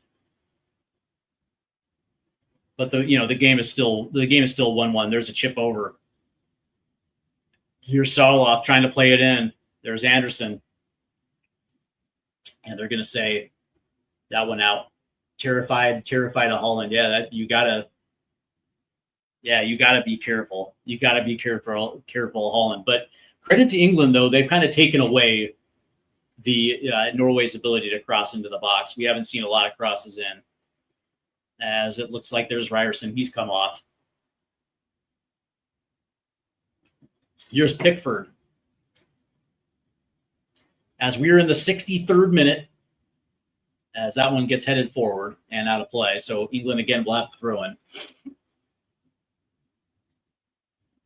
Yeah, I know he did. And that's the thing. It's like you had Haaland running opposite of him, and all he had to do was just play it forward. A nice little touch ahead of the defender, and Haaland scores that 10 times out of 10. And there's going to be a whistle here. And they're going to replay this. As Bellingham tried to start it quicker.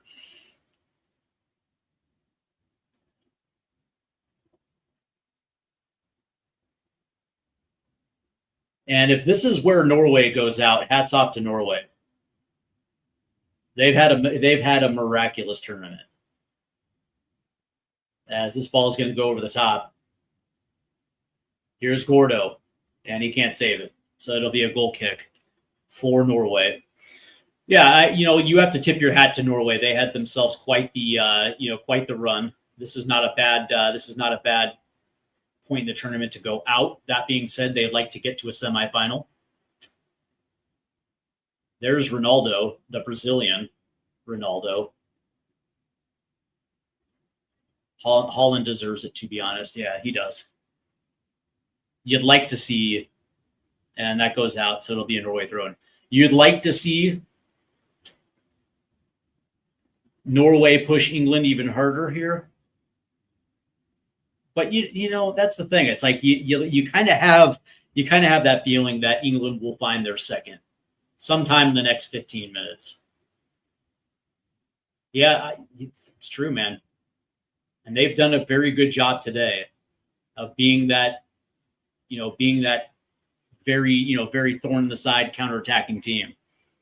Here's Gordo.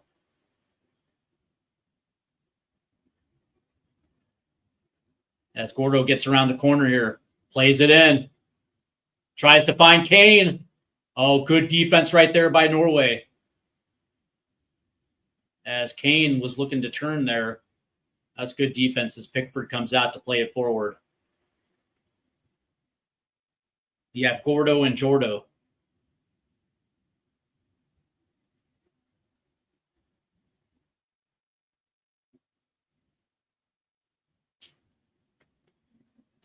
Yeah, dude, it's rare when you have a dude that has size, pace, and so much technical magistry. Like I've seen Haaland in the Premier League, and I saw him in the Bundesliga with Dortmund, and you're just kind of like, dude. Even when he was with Dortmund, he was just amazing. And it looks like Nusa is about to check in here for Norway. Yeah, dude is just unbelievable. Like, dude is a Viking. He's a goal-scoring Viking.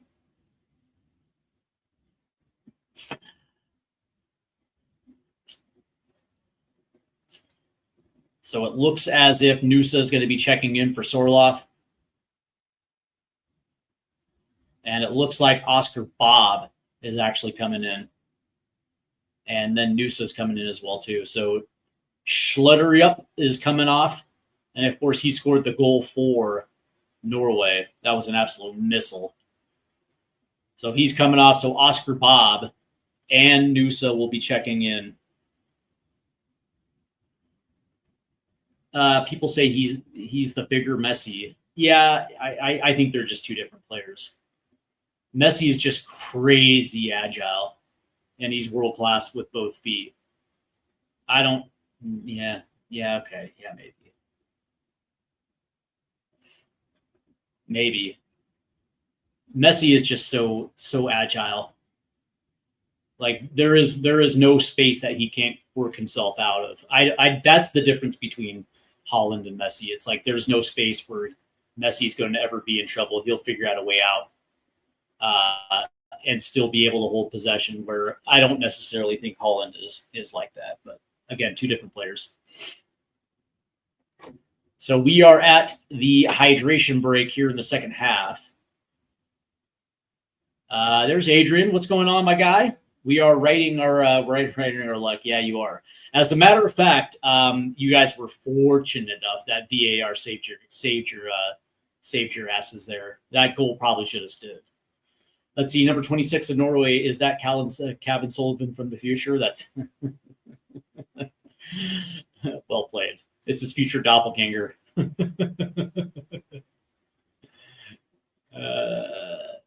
The interesting thing, though, is that Kevin Sullivan's only 16. And it's funny, like after we got knocked out, there was tons of people on X saying that it's time for Kevin Sullivan to step up and be that guy. It's like, well, if the problem was that we put the entire national team on the back of a 17-year-old Pulisic way back in the day, and if that was not the right approach, then we're doing the exact same thing with Kevin Sullivan now, and he's 16, and he hasn't even had his first cap yet. So I was like, I think we can pump the brakes a little bit with Kevin Sullivan. Like, he will be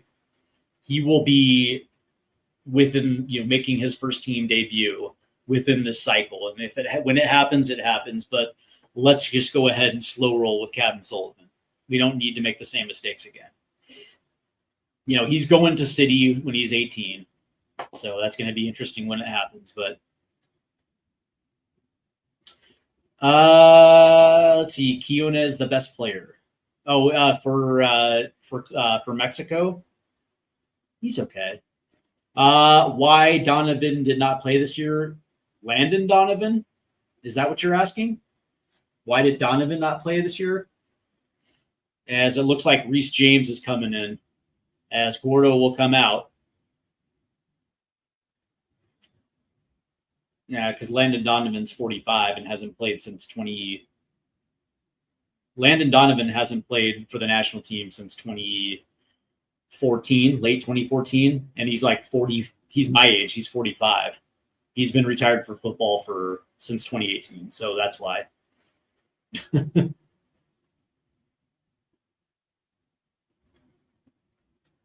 As we are getting set here, as play will resume here. So Reece James has checked in for England.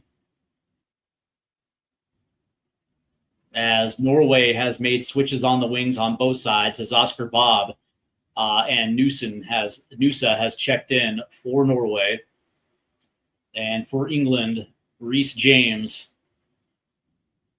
has checked in. Yeah, Altidore was good. And Norway nearly took it away right there, as Pickford will have to play this long. As Norway will take this one away. Chip forward. As Norway will come away with possession here. As England was doing a good job of pressuring the ball right there. Here's Odegaard. Odegaard's dropped deep to make that touch. That was way too deep right there for Odegaard. Odegaard. England's defense, man. Jeez. I don't know. They've held up here, and their center back pairing has held up quite decently here in the second half. Yeah, there's been some scary moments, but the match is still 1-1 as we're in the 75th minute now.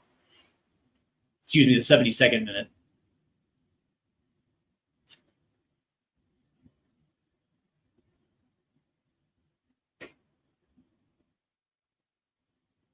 As Nyland will have to play it as he chips it, as Saka nearly took it away there. There's Odegaard, so that goes back to Nyland.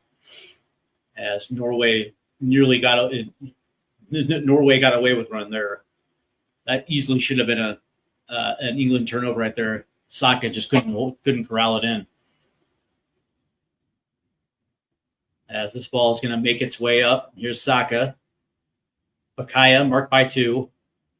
Played in. There's a chip. That's going to be headed away.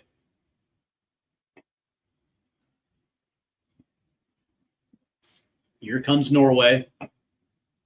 Down the right-hand side. It's Darsnes. As he plays it in. Here's Oscar Bob. Bob.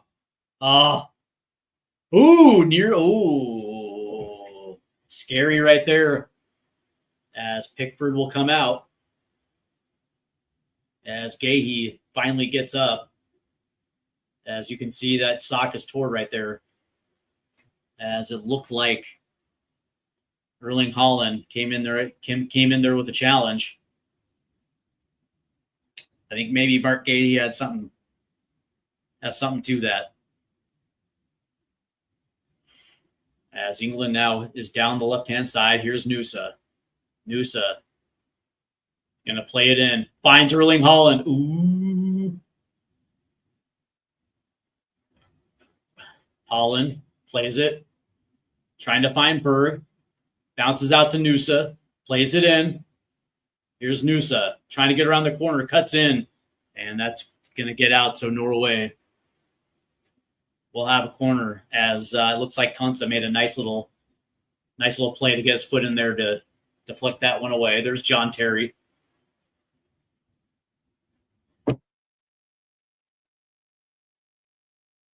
We know that Beckham is there.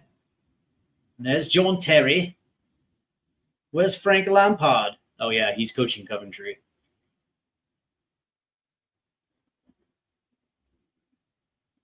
You know that Crouchy's there. As Berg now will take this corner.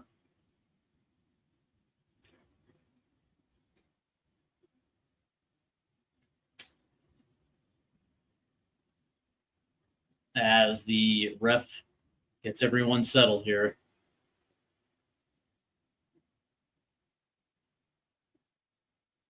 As Berg will whip this one in.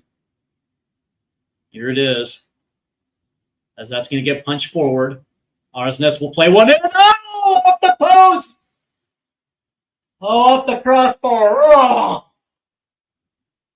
Oh! And Norway nearly took the lead. Off the crossbar. And Konsa comes up hobbled. As we see this again, it gets punched out, and Arsnes will just play one in. Oh, and it was a perfect header, and it hits right off the crossbar. Oh, what a header. I think it went off his shoulder. And Pickford gets bailed out by the crossbar.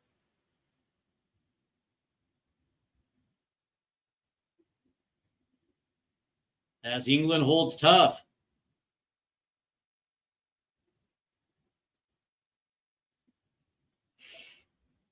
So here comes England now.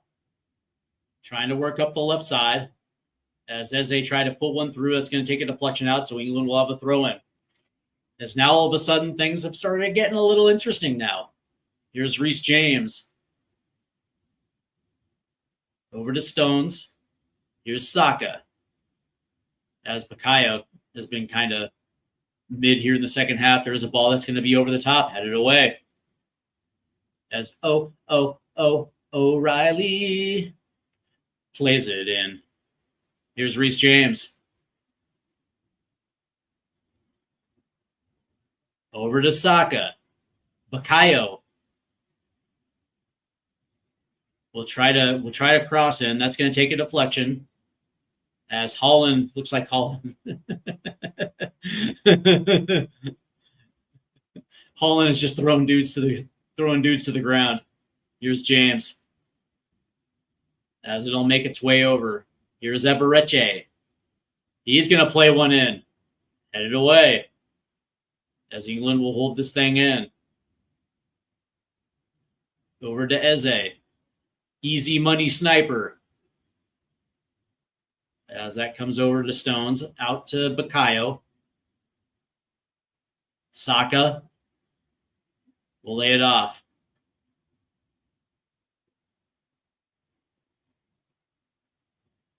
Here's Bukayo. Plays it in. Back post. Oh, it just gets just past. Oh. Ooh. As England nearly takes the lead there. That was a good ball in there from Saka. As it looked like maybe it was Anderson that was late at the back stick right there. Just couldn't get there.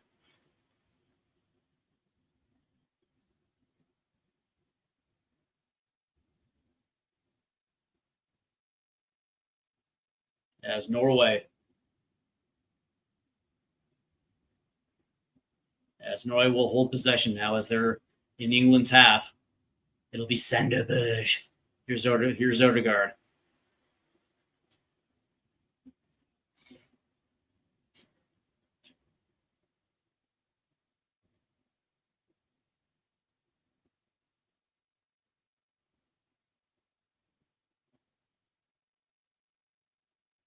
Off the left-hand side now as they play this one back. Here's Odegaard.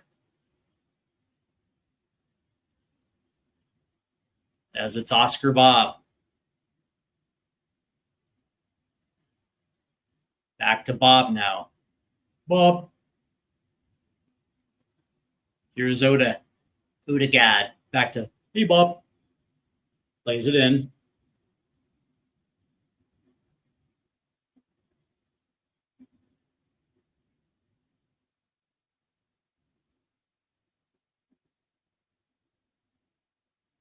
And Norway has nothing doing there off the right, so they're going to have to play this one back.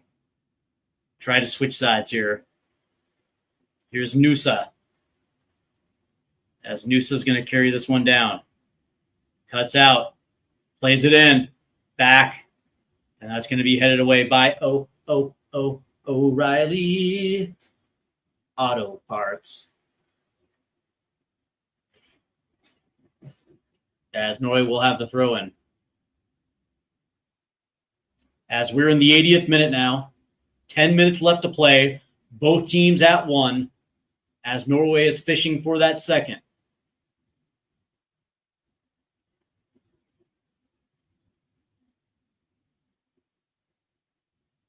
As Nusa will retrieve the ball. Here's Burge. He's going to play this one over to the right. Now he's going to go find Bob. As Bob. He's going to try to get away. Bob plays it in. That's going to take a deflection. Headed away. But it finds, it does find Berg. As Reece James will try to save it. Norway comes up with it. Oh, you should have played one in, fool.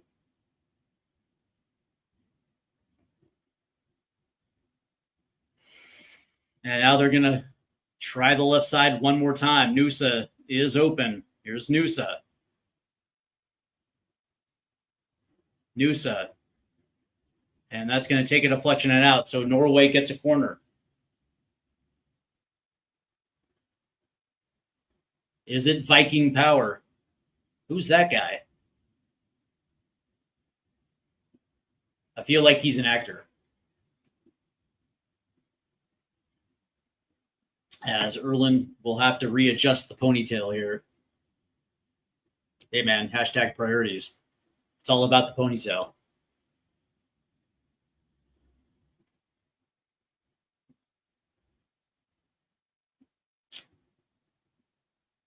As the ref again will send a warning to Odegaard. Here we go. Looks like Berg again will take this corner. This ball gets whipped in. Headed forward, right back to Berg. Chips it on to Odegaard. Odo. Tries to chip it forward. There's just nobody there. Off to Pickford for a goal kick. Can England do it? Can the Three Lions survive Norway?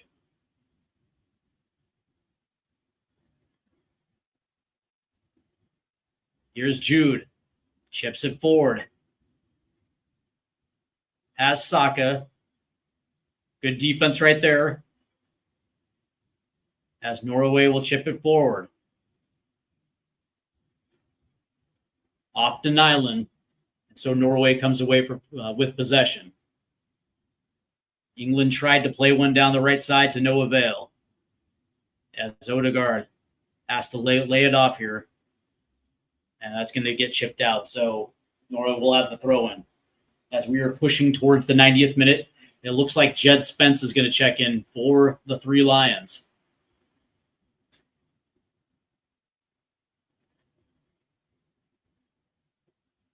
As that ball gets headed forward. Here's Haaland.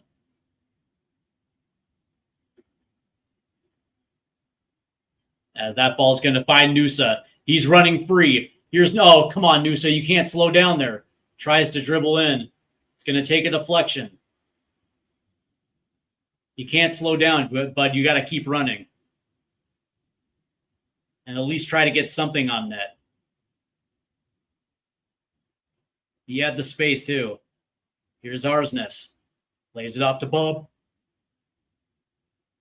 Bob trying to do something there. Here's Sander. Lays it off to Nusa. Cuts in. Nusa shoots. Ooh, it's Jordo. Jordo is there. Good opportunity for Norway in the 84th. As he just dribbles inside on Konsa. Puts one on. Jordo there. Good save right there from Pickford. So here comes England. Here come the Three Lions. What kind of teeth do they got here? Stones will lay it off. Here's Konsa.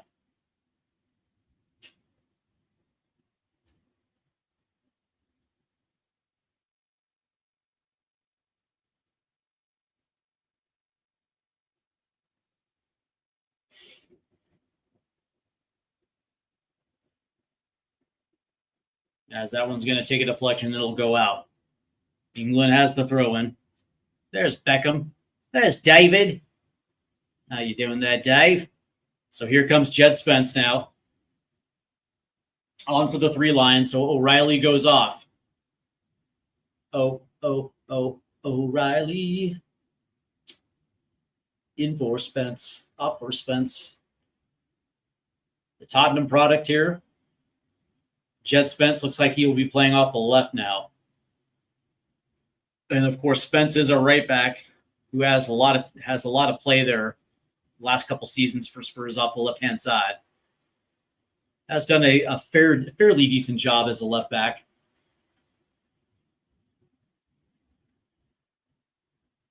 Here's Stones. Off to Konsa. Plays it forward. Here's Saka. Now England will try to find another way in here. There's the switch to the left-hand side, trying to find the big, easy sniper. Here's Spence. We'll lay it off to James. Not the greatest pass right there, but here's Stones now. Here's Saka. 1v1 off the right. As two will join. As Saka's trying to get around. We'll do it. What a play by Saka. Oh, and England. Oh, good clearance right there. As Bukayo Saka shook the check off home dude's Nikes. As well, it was absolutely fantastic defense right there from Norway to get that one out. That was a brilliant play by Saka. As that's going to go out. So now England has a corner. As Konsa try to get around. What a great play by Arsnes. As Saka just came in, puts a brilliant ball in, and just has the edge right there on both Kane and Eze. How can England think they can beat Spain or France? They suck. That's funny. As we're now in the 87th, about to be 88th minute.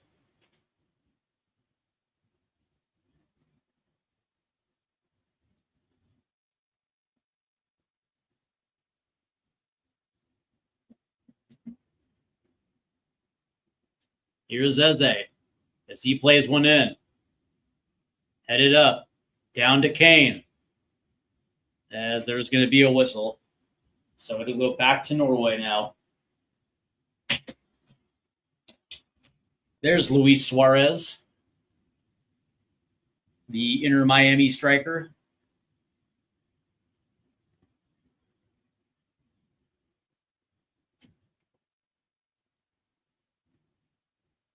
Of course, the English flags are behind the goal there. I think I saw one for Oxford. So it looks like Konsa is off. Here comes Morgan Rogers.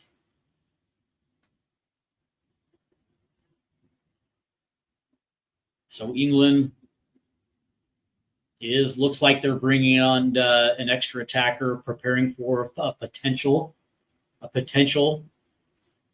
PK situation. And it looks like Norway is also going to make a switch, as it looks like Holmgren is coming in. So Muller-Wolf is off. And here comes Holmgren Pedersen. Yeah, FIFA also cheated for the US too. So what are you going to do? As this ball's going to go forward. Headed down. Haaland will head it back to Bob.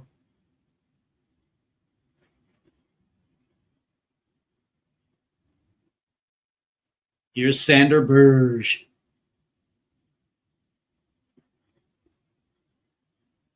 As they're going to try attacking up this right side. Here's Oscar Bob. Bobo is going to lay one forward. There's a ball that's going to go in, punched away by Pickford. As it's going to find Jed Spence. Here's Jude Bellingham. There's a ball forward. As Eiser right there. And Nyland. As Jed Spence. That was a hell of a play right there by Jed Spence. As he put Nyland under pressure. As that one gets out, so it'll be a goal kick, but good Lord. Norway is absolutely fortunate that didn't get redirected back into the goal right there. As this ball will go long. Here's Erling Haaland. Oh, and Oscar Bob couldn't get to it. And Bob nearly took it away from Jed Spence. As England is a little bit under duress here. As the big easy sniper will get fouled right there by Berg. 7 minutes of added time here at the end of the second half. One goal does it.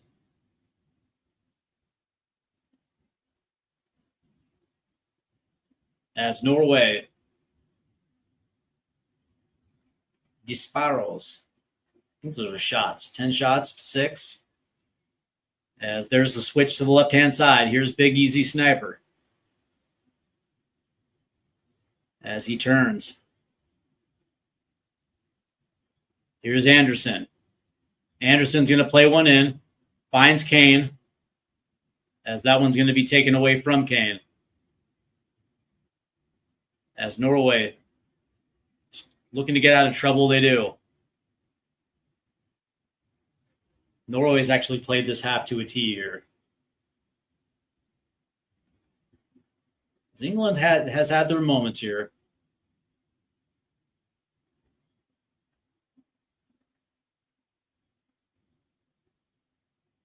And they're going to have to play this one out as Morgan Rogers was literally draped off the back of homeboy right there.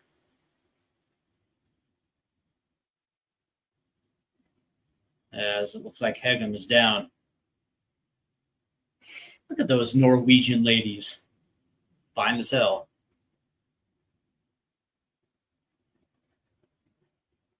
Fine as hell. Straight up Nordic women.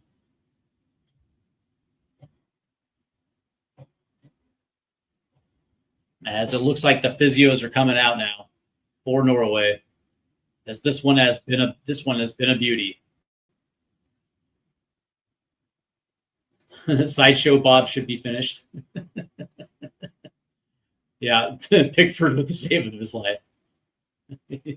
Sideshow Bob's got Bob. I got a tough question. Who is better for Everton, Tim Howard or Jordan Pickford? I think you know where I'm going with this one. Tim Howard. It's just amazing that Jordan Pickford decided that Everton was going to be his club.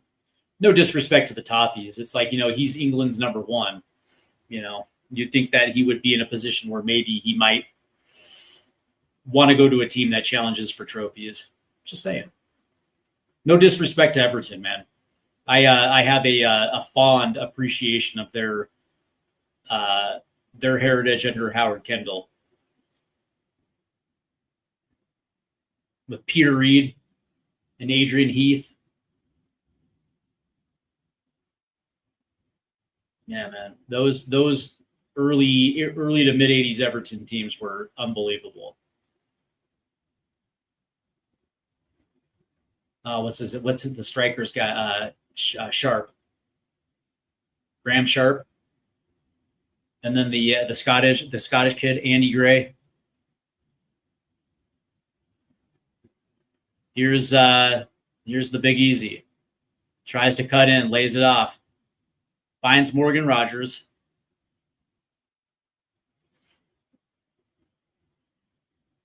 All the way out. Here's Reese.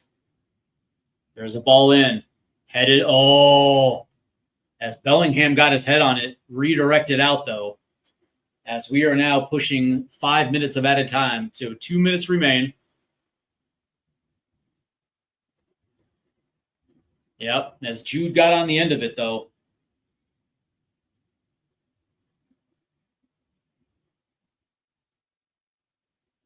These English dudes are dressed like knights. That's great. That's great. As Nyland will play this one long for Norway.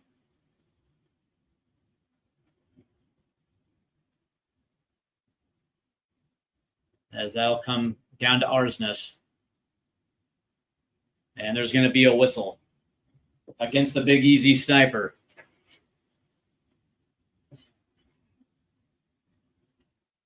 Can Norway find one in the dying embers of the first 90, or is this thing going to extras?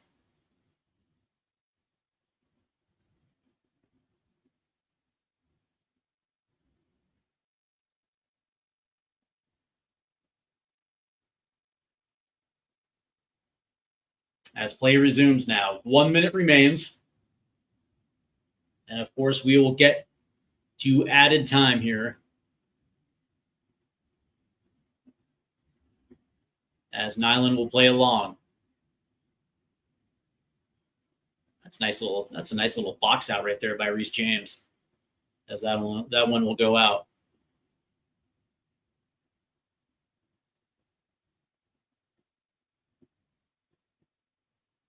As that one will go out as well, too. So I think Norway has the throw in. 20 seconds remain, and then we go to added time.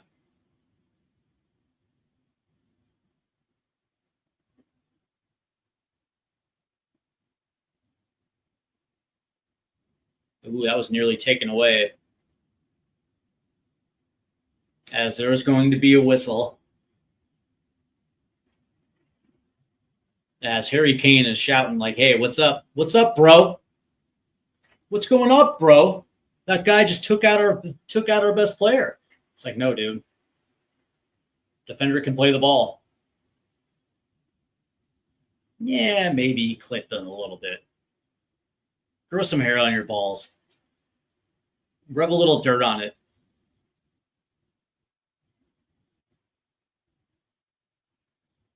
Give your balls a tug, Bellingham. Get up. You're fine.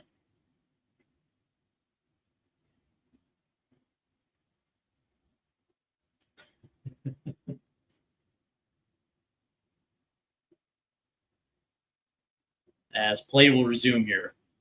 Yeah, you're not getting the foul, bud.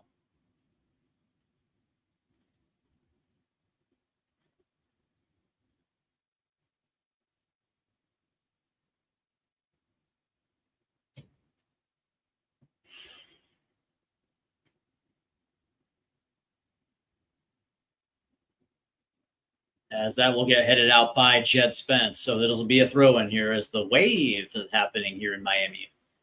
That's something you only see in the United States. I absolutely hate the wave. I think it's silly. As this ball will go forward, Jed Spence will pop it straight up. And looks like there's the whistle. So we will go to added time here to decide who is going to the semifinal. Yep, the 94 World Cup 94. I saw that as well too.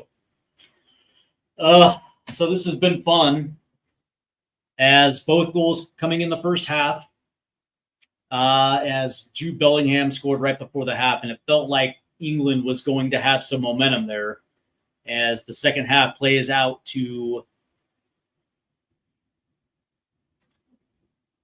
a scoreless draw. But we will have added time. But yeah, so, the interesting thing is that clearly, if England are to advance, that would, as far as, Thomas Tuchel, his 2 years in charge of the Three Lions, you would say that, Tuchel's tenure, if he can get to a semifinal, you would think at least his first go round has been, a success. Far better than, Southgate's, two cycles in 2 World Cups as, maybe not, because I think England finished in 4th in 18 and they went out in the quarterfinals in 2022. But, overall, I would say that it is a good start to the Thomas Tuchel era for the Three Lions. The interesting thing is if they do happen to get to a semifinal, that'd be, for England, considering the recent history in World Cups for them. It would be an outright, a resounding success. But that being said, eventually they're going to have to win a trophy. Going to 2 finals in the last 2 Euros, now getting to another semifinal. Eventually, they're going to have to get over this hurdle. And quite frankly, they got the quality to do it. And especially in this World Cup, I mean, they've had a relatively easy road. Let's understand that they really haven't played anybody. They haven't played any of the big, of the big teams yet. Getting DR Congo, Mexico, and now Norway as your knockout opponents. Now, granted, you can only play the teams that are in front of you. I understand that, but to be taken to extra time against a team like Norway that hadn't qualified since 98, it is what it is. I remember a time when people wanted Southgate before Pochhire. Can you imagine the United States under Gareth Southgate? We would have we would have what's it called? Leadership committees, and I think Berhalter had that too, but I don't know. I give credit to Southgate, man. He brought back some order, some discipline and order to England, and so there's a lot of things that you can give Southgate credit. And by the way, they were absolutely competitive under Southgate, but again, losing to Italy, in penalties in 2021, losing to Spain, again in the final, and coming up short in World Cups. It's about time that this core of England players gets over the top. Yeah, but by the way, Bob, Brazil is not Brazil, right? This Brazil is nowhere near at the level of Brazil from old. You talk about Brazil from 1994 through 2002. It's not that.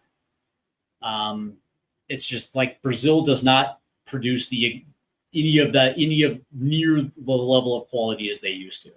They have good players, but in this tournament they were absolutely toothless. Relying over reliance of Vinny Jr. And their midfield was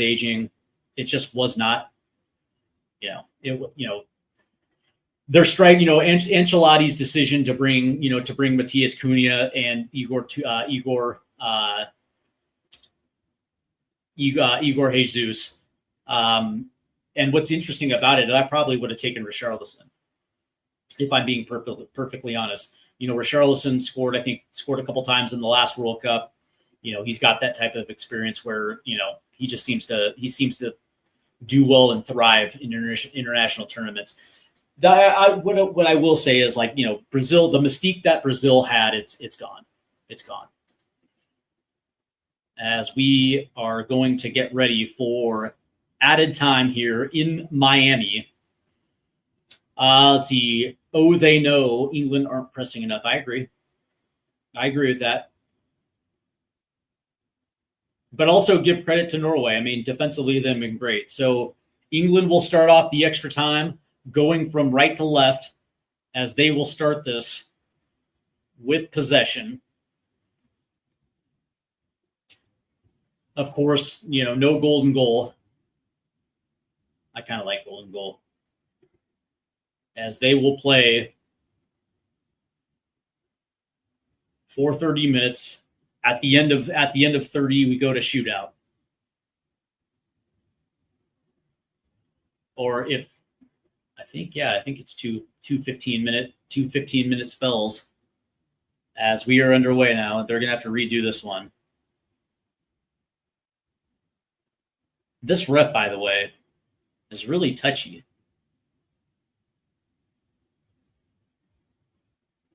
As Barstool Big Cat has joined. What's going on, Big Cat?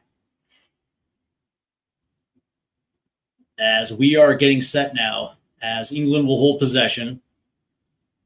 As England had a couple nice opportunities there in the second half, couldn't cash in. Same with Norway.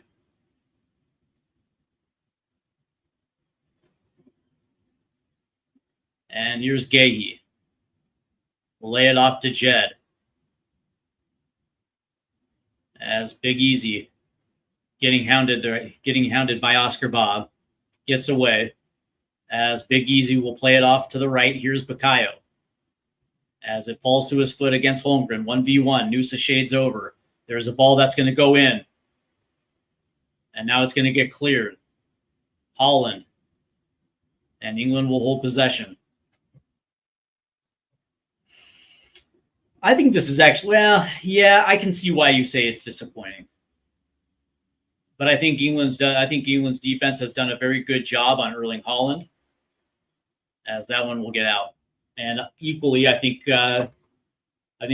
Norway has done a very good job neutralizing Kane.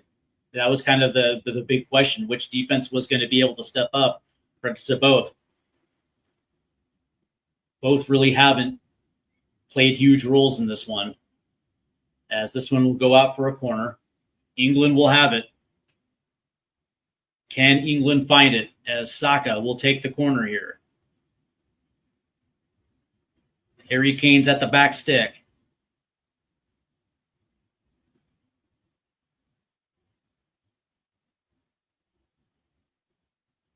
Here we go.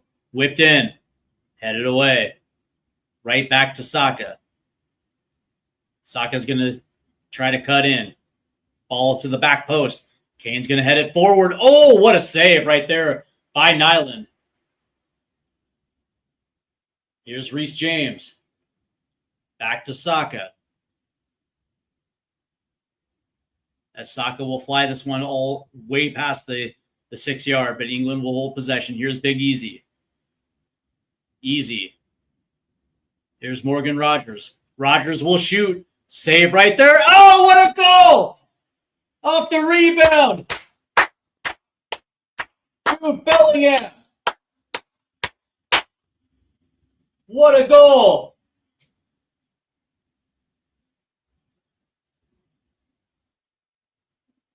As Big Judy puts England up 1. Off the rebound.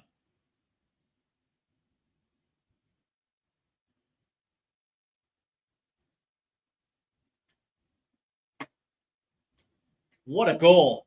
What a goal.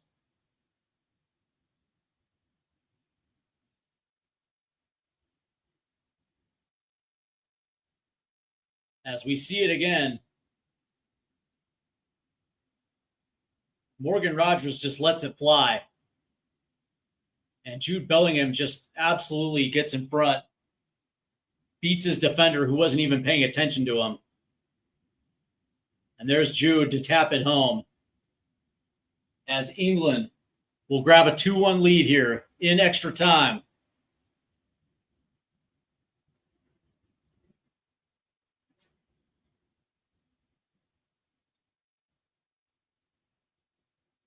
What a goal. And if the scoreline stands, England off to the semifinal.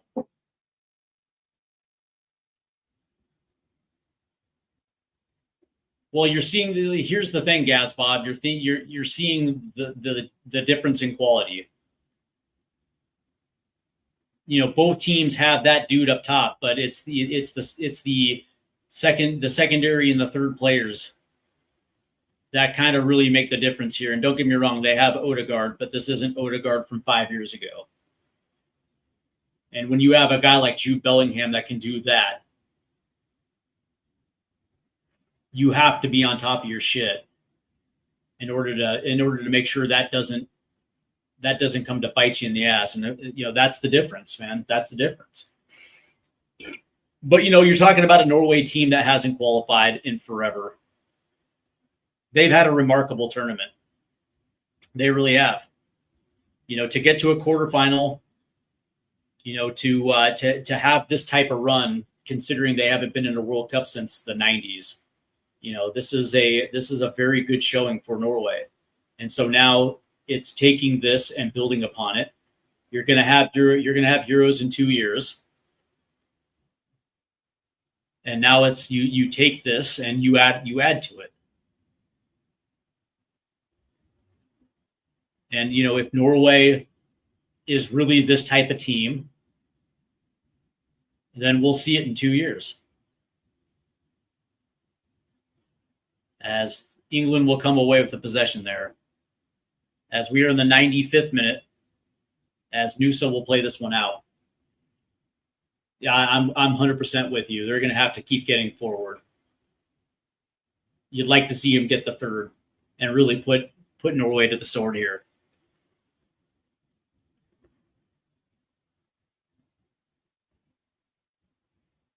As there's the throw in. Here's Sanderberg. Isn't he the dude from Days of Our Lives? Sanderberg. Or The Young and the Restless. Here's Odegaard. Homeboy, you got to get forward. Here's Bodo Berg.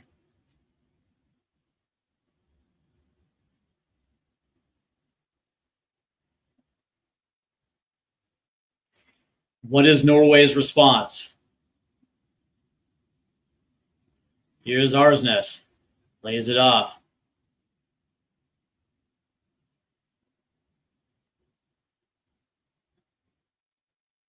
Here's Odegaard.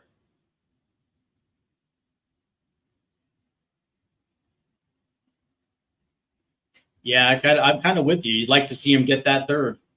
As you're going to have to play this back to Nyland. As Jude Bellingham was doing a really good job of closing distance there, making it a little bit difficult here for Norway.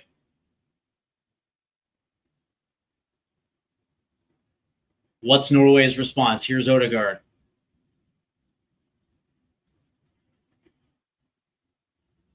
Is there a response from Norway, or is this thing already over? It's like the Trinity killer. Don't fight. It's already over. As they're trying to play this one in, that's going to take a deflection. As Big Easy is there. As he plays one forward. Running forward is Morgan Rogers. That's going to get out. So England will have the throw in here.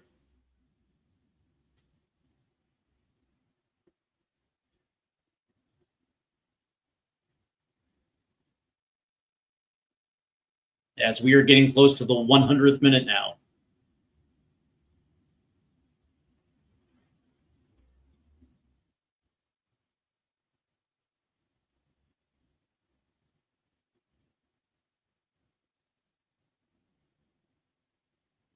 There you go. You're gonna have to press somebody, Bob. Here's Jed Spence. He's got acreage, and he's gonna pull away here. Jed's around the corner, cuts in. Jed. Oh yeah, there it is. There it is, and he's pointing to the spot. Jed Spence was allowed to dribble in, draws a penalty, and David Beckham's happy. You know it's a good day if Becks is happy. I still have yet to hear if Posh is happy too, but Beckham happy. So this will be a pen as Jed Spence just gets around the corner on Oscar Bob and then just trips him up in the box. You can't allow Jed Spence to do that to you, Bob.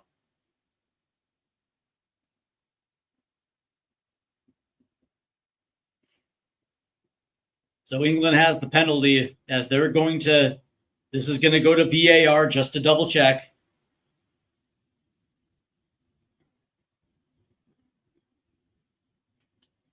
As we are pushing the 100th minute here. And that's why we didn't want Oscar Bob at Tottenham. As Gaz Bob says, it's not a pen. So we are going to VAR as Home Dude is going to make the trip to the screen. This is a huge decision. Huge decision for Norway. As Bob's, it looks like Jed Spence hooked his leg around Oscar Bob and actually tripped. Looked like he was trying to trip Oscar Bob.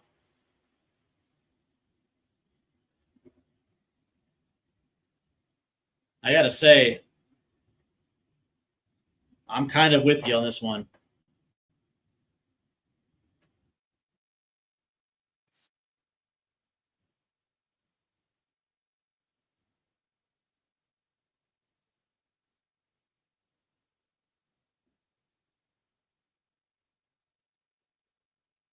No foul. So Norway, Norway. There it is, Norway avoids the pen. And yeah, that was the correct decision. So Norway gets a reprieve from death row here. So this will be a goal kick, Norway. Yeah, as that's 100% correct. Jed Spence puts his leg around Oscar Bob to induce foul.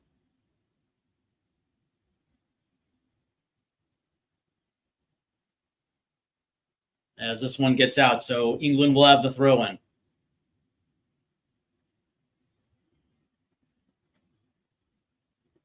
Anderson will play it long. Norway comes away with it. Here's Nusa. Plays it off. Norway needs a goal. Look to your talisman. Look to Haaland. Off the left-hand side. Plays it in. As England will clear this one out. Yeah, I'm not a big VAR guy here. Here's Bob. Plays it forward. Looking for Odegaard. Against Rodgers. Here's Arsnes.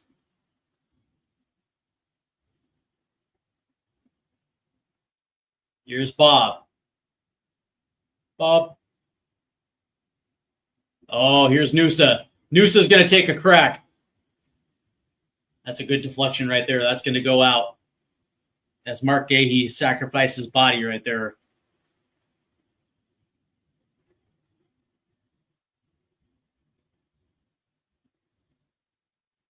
Oh, I actually think that went off his hand. Let me see it again. Nope. Deflected off his arm. Okay, good. So this will be a corner for Norway as Bodo Berg will take the corner here. As the boys from Blackpool are there. The boys from Leicester City, Oxford, London, Middlesbrough. As this ball gets whipped in, it's going to be headed away by England. As they will play this back for some stupid reason.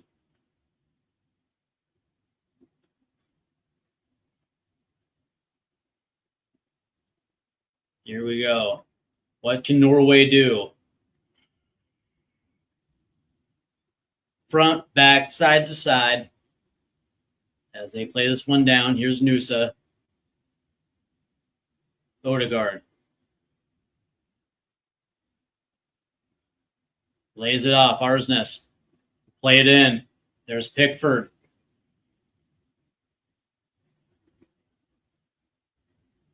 As we are pushing the 105th minute now. As Pickford will fly it out to Big Easy Sniper off the left-hand side. That's going to go out. And they're going to say Norway ball. Tuchel's not happy.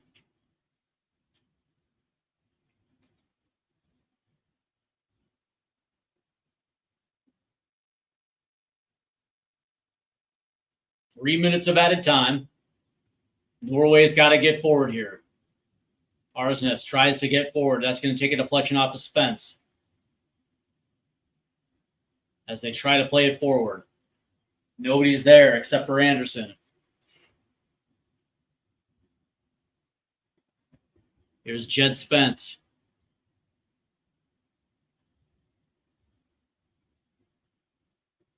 There's the switch to the right side. It's Reece James.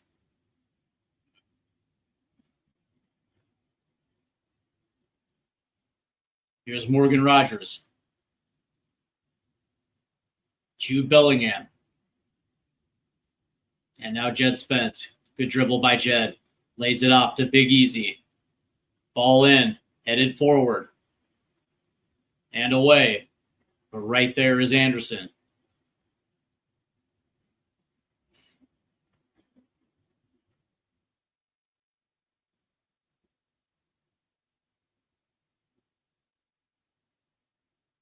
And there's a switch to the right-hand side. Finds Saka. Here's Bukayo.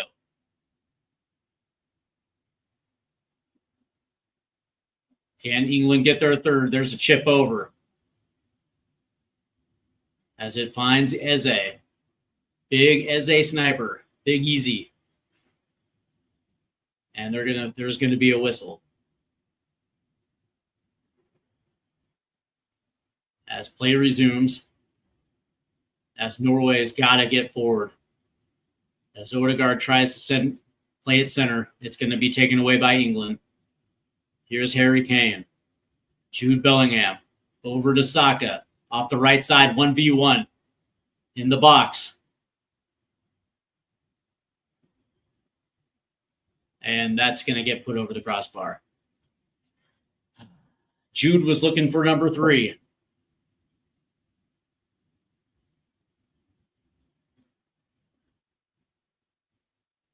As this will be a goal kick for Norway.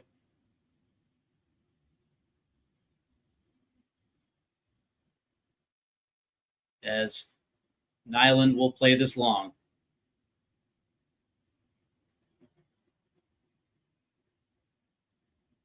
Oh, way to take it away.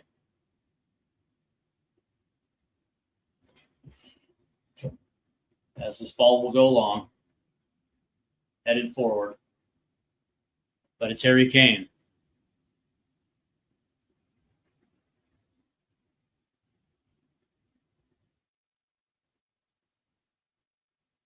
And there's the whistle. So we will go to the second half of extended time with England leading by 1. Yep, it's squeaky bum. It's it's squeaky bum time, Adrian. Yeah. Yep, 2006 was the last golden goal. I kind of wish they'd bring it back. Jude is just that guy. Yeah, he is. He really is. Penalty will be the game. Yeah, 100%. Yeah, and that's the thing. It was the right call, though, right? It was 100% the right call, Greg.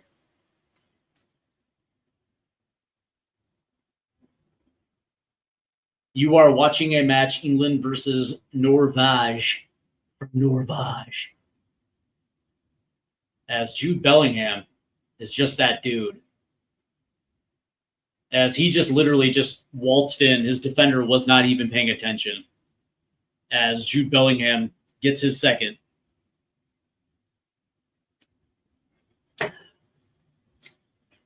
So England up one. One last little stretch to hold off Norway, and off to the semifinals they go. And say what you will, they've done a very good job of keeping Erling Haaland out of those danger areas.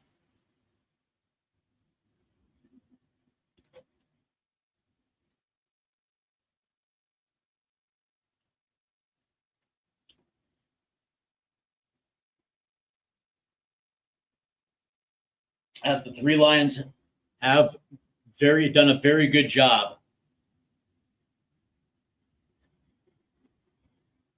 of making sure Norway can't get forward. Give England's defense all credit here. They've done a great job.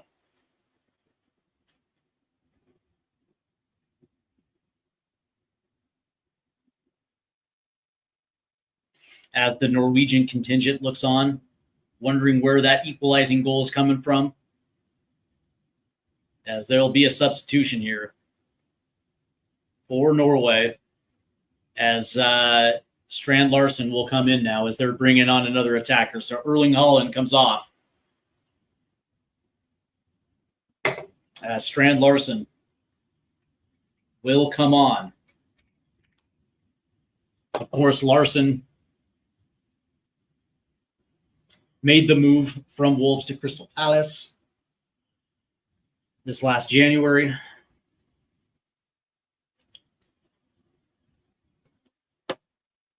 As Norway is just going to have to get numbers forward as quick as they possibly can, as that just might be the last we've seen of Erling Haaland here in this tournament.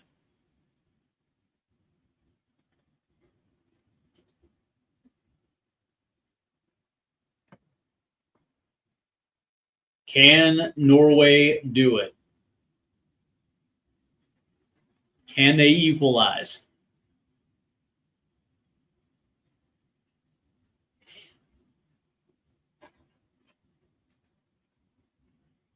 Yep.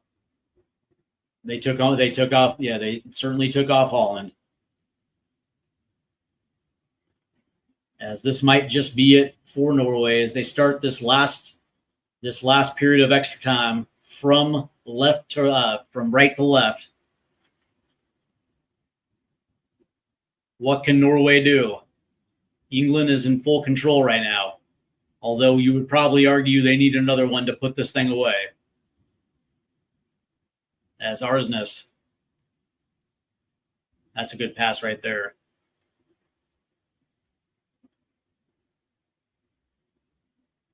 As Bob does a good job of controlling right there on Jed Spence. Here's Berg now. Berg.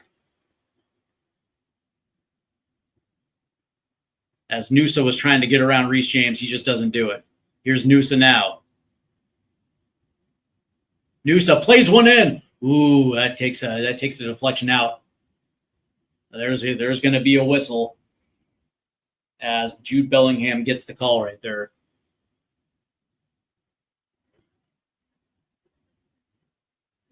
Oh, that's such a weak call. That's such a weak ass call right there.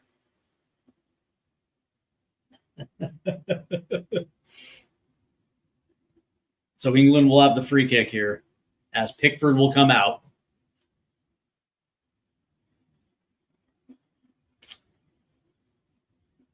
As time is running out on Norway here.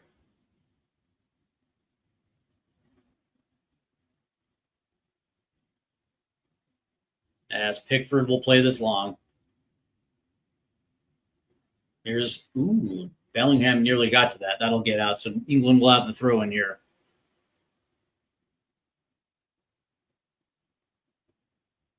As James will throw this in.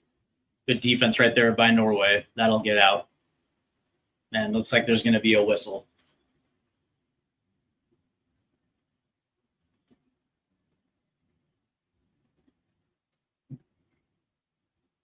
As Nyland now will play this one long. As Norway got the scoring going in the 36th minute on a beautiful goal, but it's been all Jude Bellingham the rest of the way. As he scored once right there at the end of the first half in the 45+2.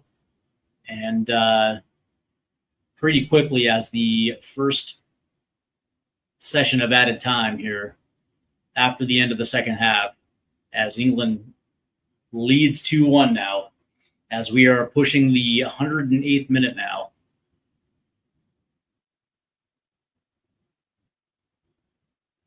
As Norway gets into their attacking end here, as they're going to have to dial something up here.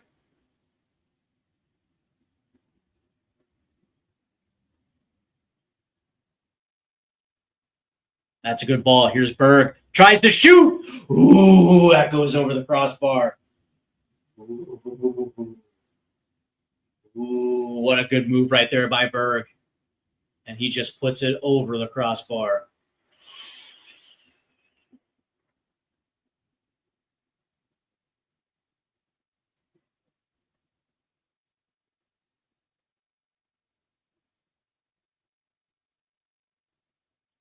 As Norway now is putting the pressure on, trying to get that turnover. That's going to be a ball forward. They get it. Here's Nusa. And England will come away with it. Here's Harry Kane. Kane playing forward, lays it off to Saka. Here's Bukayo. As he's going to, what a move. There's a shot. Not a great one. As Nyland was there. Taken away by Jed Spence. Here's Jed. Jed's going to shoot. Ooh, what a save. There's Saka. Another save by Nyland. Spence comes over. Here's Morgan Rogers. Another good opportunity there for England to close this thing out. Jesus. Why would Jed Spence essentially take it away from Harry Kane right there? Jesus.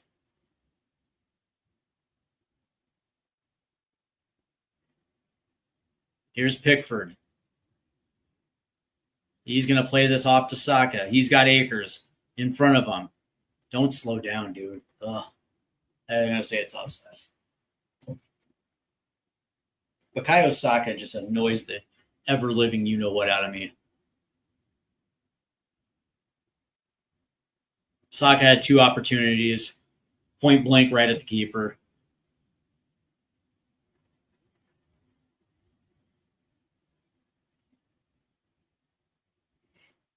As here comes, looks like Jude's coming off.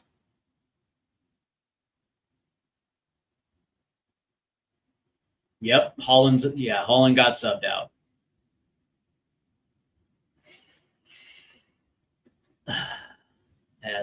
Jude Bellingham has just been a nuisance. He comes off. 2 goals tonight. What a performance from Jude. Looks like Dan Burn has checked in for England. Defensive sub now. Looks like they got, 1, 2, 3.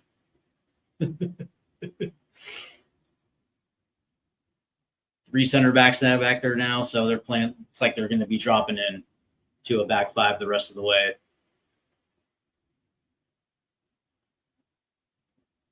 As Burge will play it over to the right.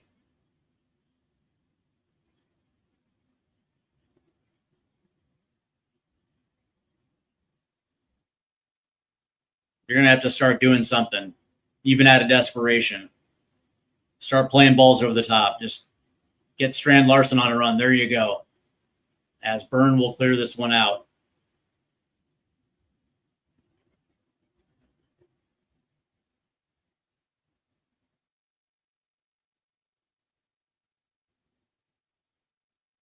Here's Noosa. That's a good. That's excellent right there by James. As we are very, very close.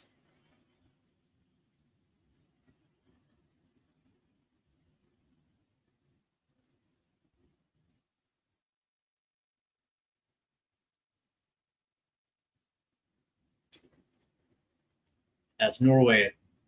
You gotta throw caution to the wind.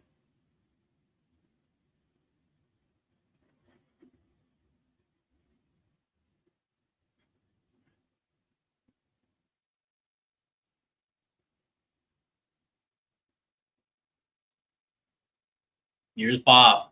Bob against Jed Spence. Spence has actually played pretty well today. There's just nothing there. Bob's got no balls.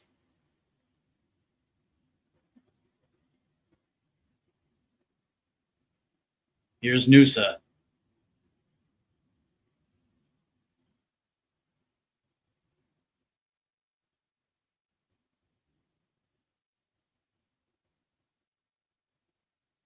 Odegaard. There you go. Here's Noosa. That ball was deflected down. Noosa's going to try to take a shot. That's going to take a deflection. That's going to get out. It'll be a corner for Norway. A couple minutes, and this thing will be over. England will be off to the semifinal.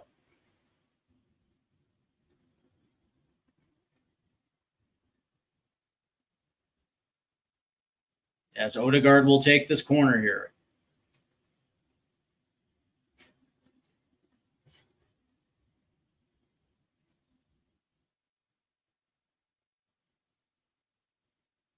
Odegaard will whip this in. Headed down. There's a shot. Oh. And Bob rushed it, put it over the crossbar.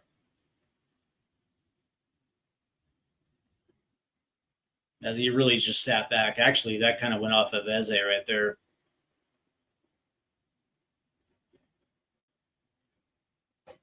One minute to play.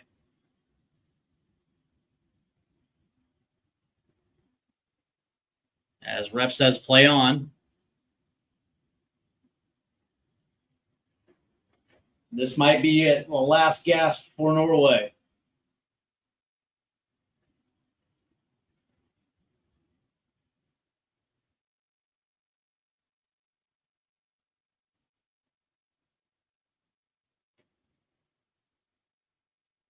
They just haven't done enough. You got to throw caution to the wind. There you go. Larson. It finds Noosa. As that's going to take a deflection back and out.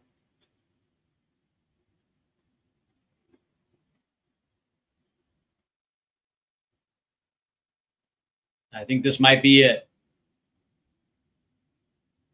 As Jordan Pickford will send this long. Headed down.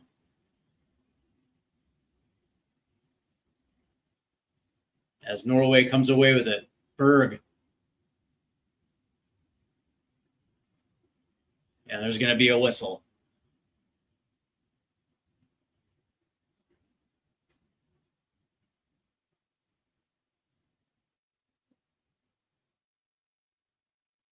The dying breath of Norway. Here's Noosa. There's going to be another whistle.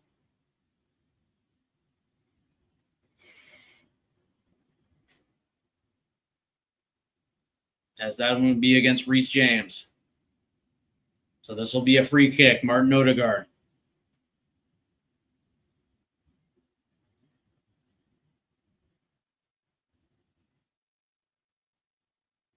Can Norway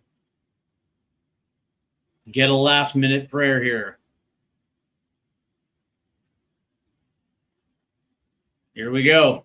Odegaard. Back post, Pickford.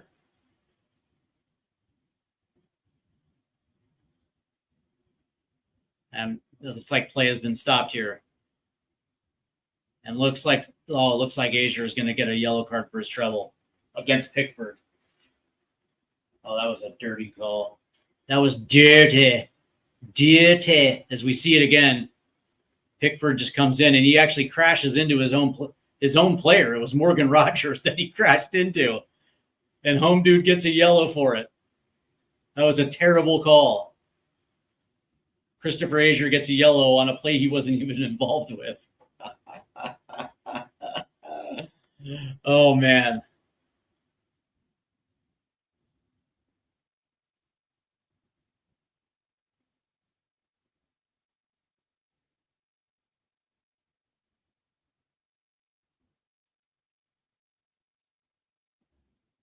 As he crashed into Morgan Rogers. And Azier gets a yellow because he was screaming at the ref.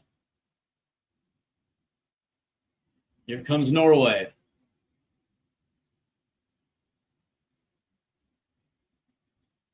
Here's Nusa. Now that's going to get played out. As Nusa has been eaten up by Reece James. As we're in the 118th minute. As the England fans are going crazy. Here's Nusa. Here's Strand Larson. Plays it forward. Not the greatest pass in the world.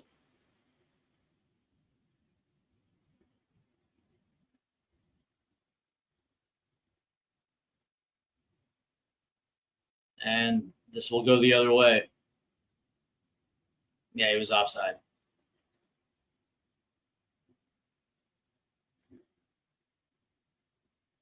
So Pickford will play this long.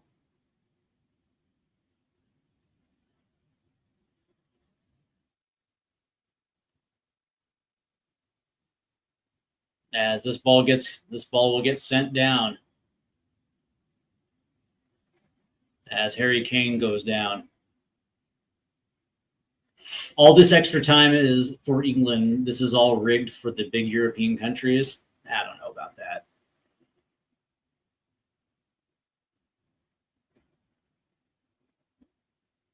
If this was, if this was golden goal, England would have, England would have won this a while ago. As Big Easy will come away with it. Here's Byrne.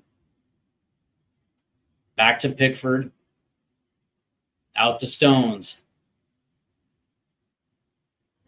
As Arsnes will take this one away for Norway. Plays it forward. There's just nobody there. Headed away. Bob is going to make the race. Jet Spence is going to get there first. That one goes out.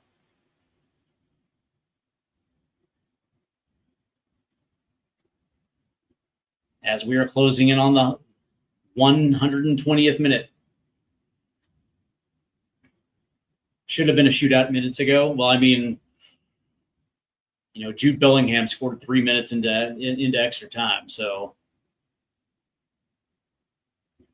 here's Rogers. 2 minutes of added time.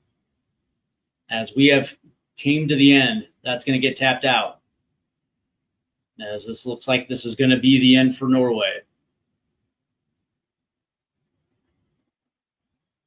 As that just gets popped straight in the air and out.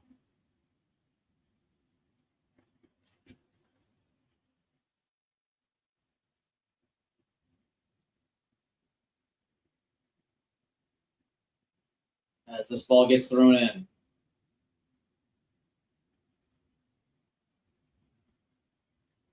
As, again, Norway just pops it straight up. Nusa misses it. Comes down to James. Saka will play it back. Pickford's there. As Pickford will launch it straight up.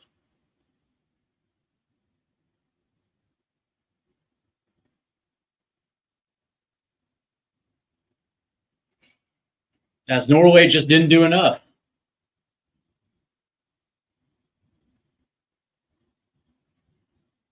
They sat on the ball. They didn't play with a sense of urgency until here at the very end.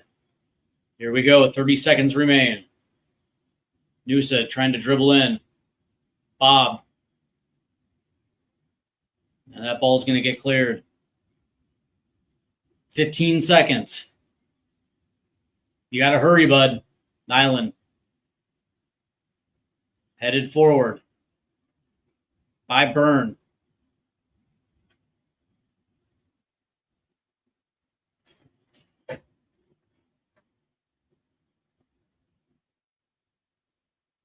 That ball is going to go in, and there it is. England are 1 win away from the final, as they needed extra time to beat Norway. 2-1 is your final. As England are in the semifinals. Well played. Well played in extra time. Actually, let's keep it real. Well played for Jude Bellingham as he rescues England in the 93rd minute. And that scoreline stands, and now England will march off to the semifinal. But credit to Norway, man. Credit to Norway. They had themselves a phenomenal run in the 2026 World Cup, getting to a quarterfinal. You know, considering this was their first time in a World Cup since the 1990s, you have to give them all the credit in the world. And of course, hats off to Erling Haaland. He has been absolutely magnificent in this tournament. But when it came down to it, England had the quality.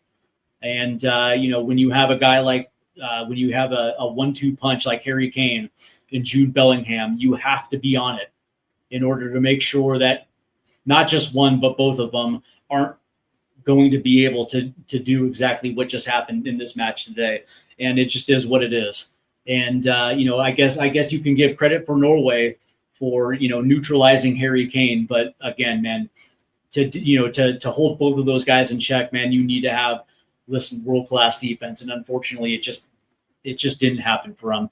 But the other thing is it was their own undoing as well too. As soon as you go down 2-1, you absolutely have to get forward and put as many balls into the box as you possibly can. Try to win as many corners as you possibly can, and to try to get that equalizing goal. And every single time that we saw Norway try to get forward, they wasted a lot of time, trying to work down each side. And it just, it was more back passes, shuffling, switching sides, trying to get them out. And it just, you can't do that against a team like England. You have to throw caution to the wind, and you have to try things that normally you wouldn't do. And it ended up biting them at the end of biting them in the ass at the end. But again, hats off to England. They're the ones that earned it. They are off to a semifinal.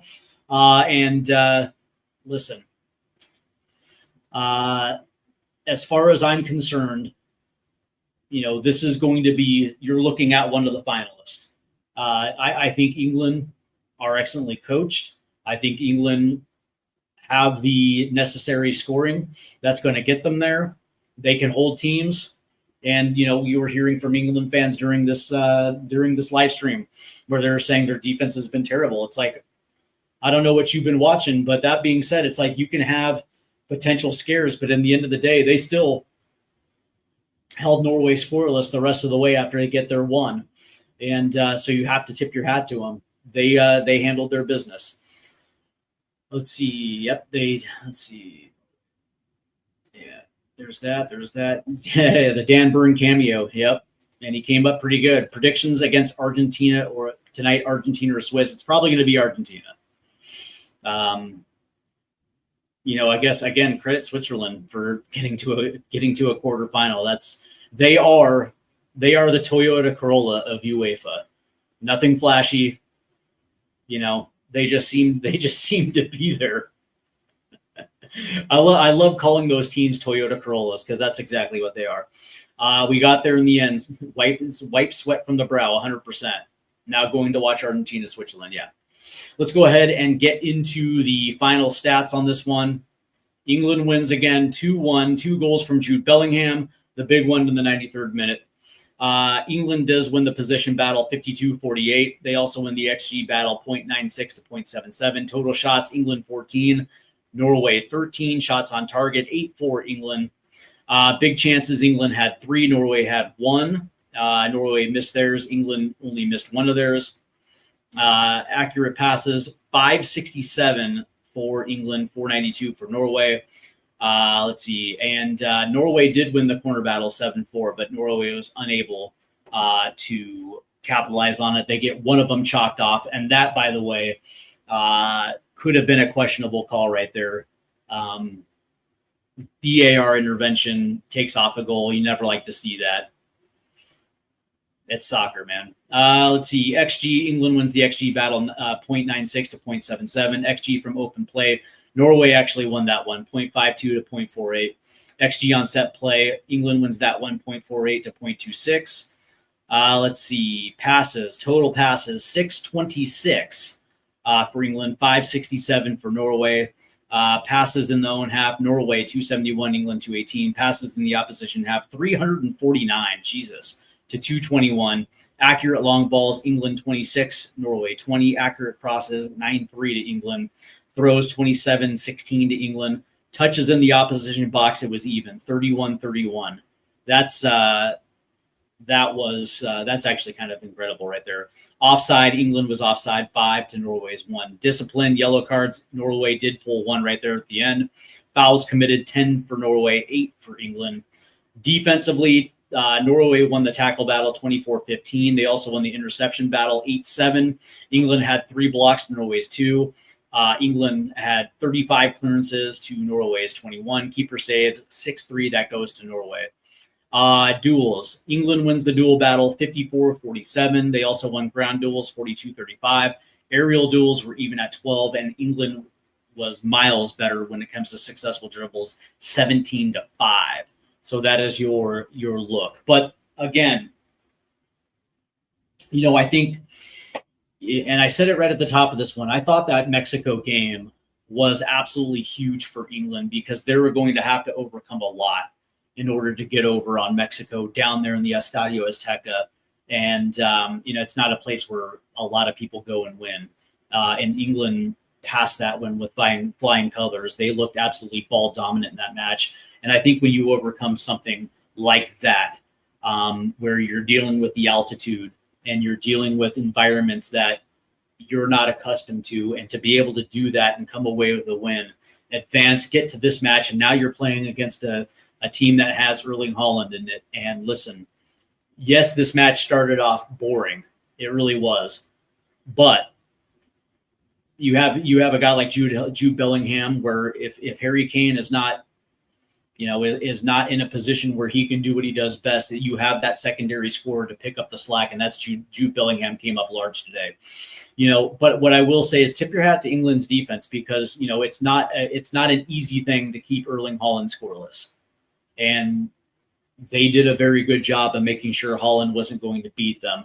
I will say that what I liked most about it was the organization of England on the defensive side, because they really kind of took away center areas of the pitch. They took away passing lanes, and Norway really just had it, especially there in the last 30 minutes of this one. Norway literally just really couldn't set up the way that they wanted to set up. They spent more time passing backwards than passing forwards, and a lot of that had to do with England not necessarily breaking. So from that standpoint, all credit to England today. They were the more deserving ones. So I'm excited. I'm absolutely excited, because I think I was the only one. I was believing in England prior to this tournament when English folks weren't believing in this team.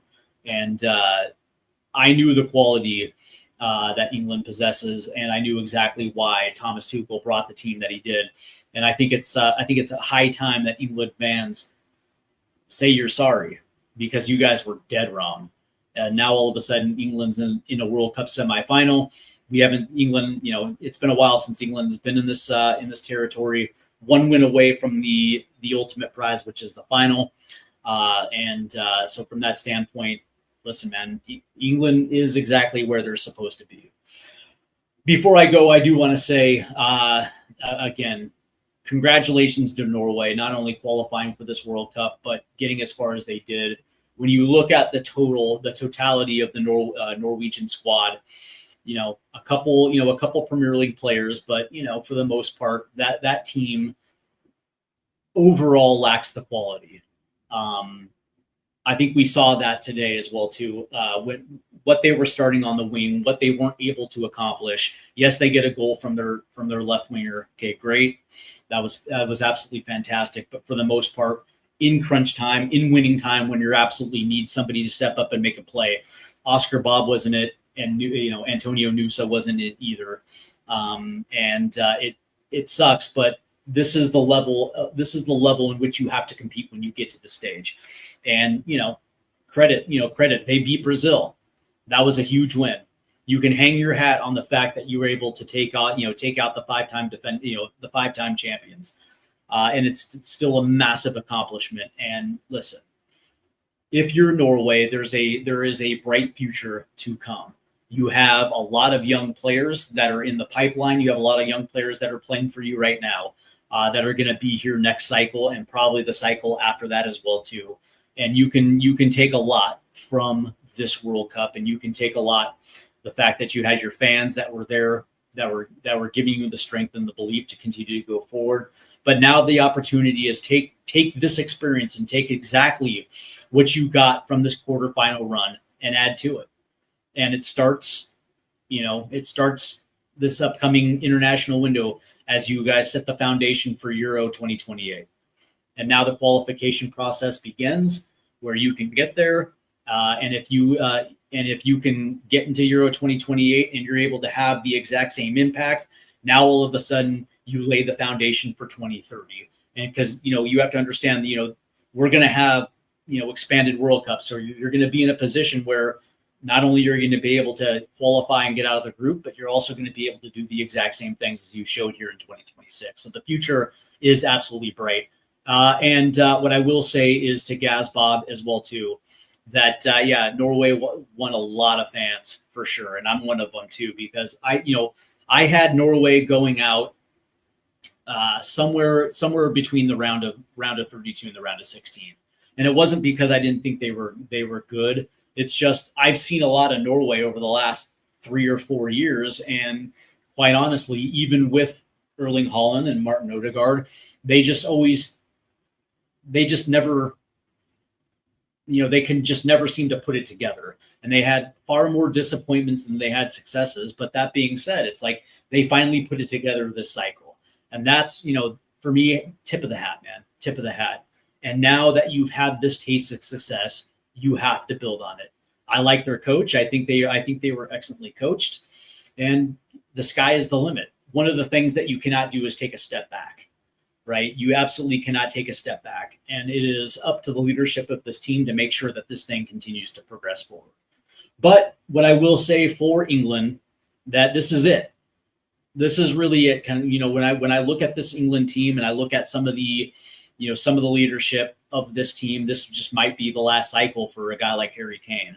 And so for England, this is kind of it, man. This is kind of it as far as I'm concerned. Where you guys have been close. You guys have been really, really, really close over the course of the last 4 to 6 years, where you, not necessarily when it comes to World Cups, but when it comes to Euros, you got to 2 finals. You've had some of these successes and yet failures, but it's always been that progression moving forward to get to ultimately this point in a World Cup. And now that you've gotten to a semifinal and you guys are on the cusp of a final, this is kind of it, because you've had Harry Kane for a while. He is, England's all-time leading scorer, and you want to make sure that this ends the right way, which is Harry Kane bringing it back home to England. That would be the ultimate, right? One of the last things you want to do is not waste the scoring prowess of a dude like Harry Kane. You don't want to waste it without a trophy. And so this is it, man. This is it. This is it. You don't want to have to say, okay, cool, man. We have something to look forward to Euro 2028. Like the opportunity has to be seized immediately. You guys have a good enough team to do it. Have some of these wins been, squeaky bum wins? Yeah, of course, man. They have, but you guys have figured out a way to do it in the moments that have absolutely been needed it. You guys get the winning goal, and you continue to progress. Me personally, I think you guys can beat Argentina. I don't think Argentina is the same team it was 4 years ago. Yes, they are there, or they should be against the Swiss. But when it comes down to it, one of the things they don't have is a prolific striker. They are very much reliant on Messi. And so this is an opportunity where you have, that midfield duo of Anderson and Rice to make sure that a guy like Messi is not going to burn you. And then, of course, getting forward, you guys have probably the two best players in the world. And me personally, I think that England beats Argentina and will get to a final where you get the final boss, which is France. England v. France for a World Cup title, man. And it doesn't get better than that. And then at that point, it's strength v. strength. And would it surprise me if England could win it? Not at all. Not at all. Exciting game for a neutral. Nerve-wracking for Norway and England fans. Yeah. Again, great. Yeah, I agree with that. And then you have 60 years since the last World Cup win, so the stars are lined up 100%. This is where the curmudgeonry, the butt fuckery needs to go away. I understand, man. When you got that's the thing. It's like when you look at England's record in the World Cup since 1966, there's been far more bottle jobs than not. And England just not showing up on the day when they needed to show up on the day. 98, Beckham against Simeone. He goes off, but England still could have won that in a shootout. They didn't. Disappointments all the way across. But all of that doesn't matter. What matters right now is the fact that you're in a World Cup semifinal going up against a team that, quite frankly, you should beat. You should be able to beat Argentina. And when you look at the history between England and Argentina, 86 and the hand of God, and of course the war with the Falkland Islands, there is a history there between those two countries that, quite frankly, England is absolutely hated by Argentina. But me personally, I just think England's the better team. I really do. And I think that Argentina is so dependent on Messi. There's no striker. There's no Angel Di Maria. And when you look at the fact that their two best players, Rodrigo de Paul and, Leo Messi, one's 38, 39, the other is 35. You know what I mean? It's like that team, it's good. They're there. They're on the cusp of a semifinal. But, let's understand that they have, a guy in Footy Romero, who we're all familiar with, and Footy is an emotional powder keg waiting to explode. And if a call goes wrong in a tense minute, man, he's gonna go absolutely batshit crazy. I don't know. I just feel like England has far more ways that they can kill you than Argentina. Argentina has Messi. And it's going to be up to that midfield to make sure that Messi doesn't have the space to kill him. That's it. You do that, and you get a couple goals, you're off to the final. I hate it. I hate it, but we will hear it's coming home for the next 20 years. Well, especially for if they win it this year and then World Cup 2030, it's going to be absolutely annoying because they're like, we're defending champions and it's going to come home again. It's like, oh, Jesus. I've been hearing it's coming home for the last 30 years. And I can tell you that it hasn't returned home. But I'm actually hoping it returns home today. I'm hoping it returns home this year because, quite frankly, England has been on the cusp of winning a major trophy, and they haven't been able to clear that final hurdle. And the only team that I fear against England might be Spain. That Spain-France game is going to be fucking unbelievable. But anyways, guys, I'm going to call it good. this one's been fun. I hope you guys have enjoyed it. Please make sure you hit that like and subscribe button. Also hit the notification bell. And make sure you show the channel some love. If you guys are watching on TikTok Live, the link is in the description. Head on over to YouTube. Make sure you hit that subscribe button, hit that like button, and share it with your pals, your friends, your mates, whatever you want to call them. Because I'll tell you what, man, this channel is growing. And the more love you guys show, the more cool shit I can do here as well, too. And we'll keep this train rolling. All right, guys, take care. It's been fun. Good night.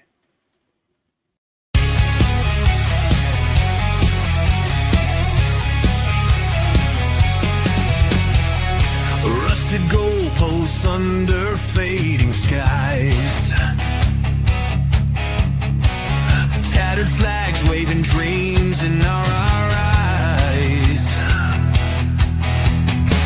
The crowds roar like a storm on the wind. We're the underdogs fighting again. I believe that we will win. Through the sweat and the fire within, we rise up when the skies grow dim. I believe that we will win. Mud on our boots, steel in our veins. Feel the heartbeat driving through the pain. Field of battle under shining lights. Every tackle about this fight. I believe that we will win. Push through the noise, drown out the din. No giving up, we dig right in. I believe that we will win. Out on the edge where the brave won't break. With every fall, we've got hearts that ache. But we're not done, we're just starting the run. This is the song to the iron in the sun.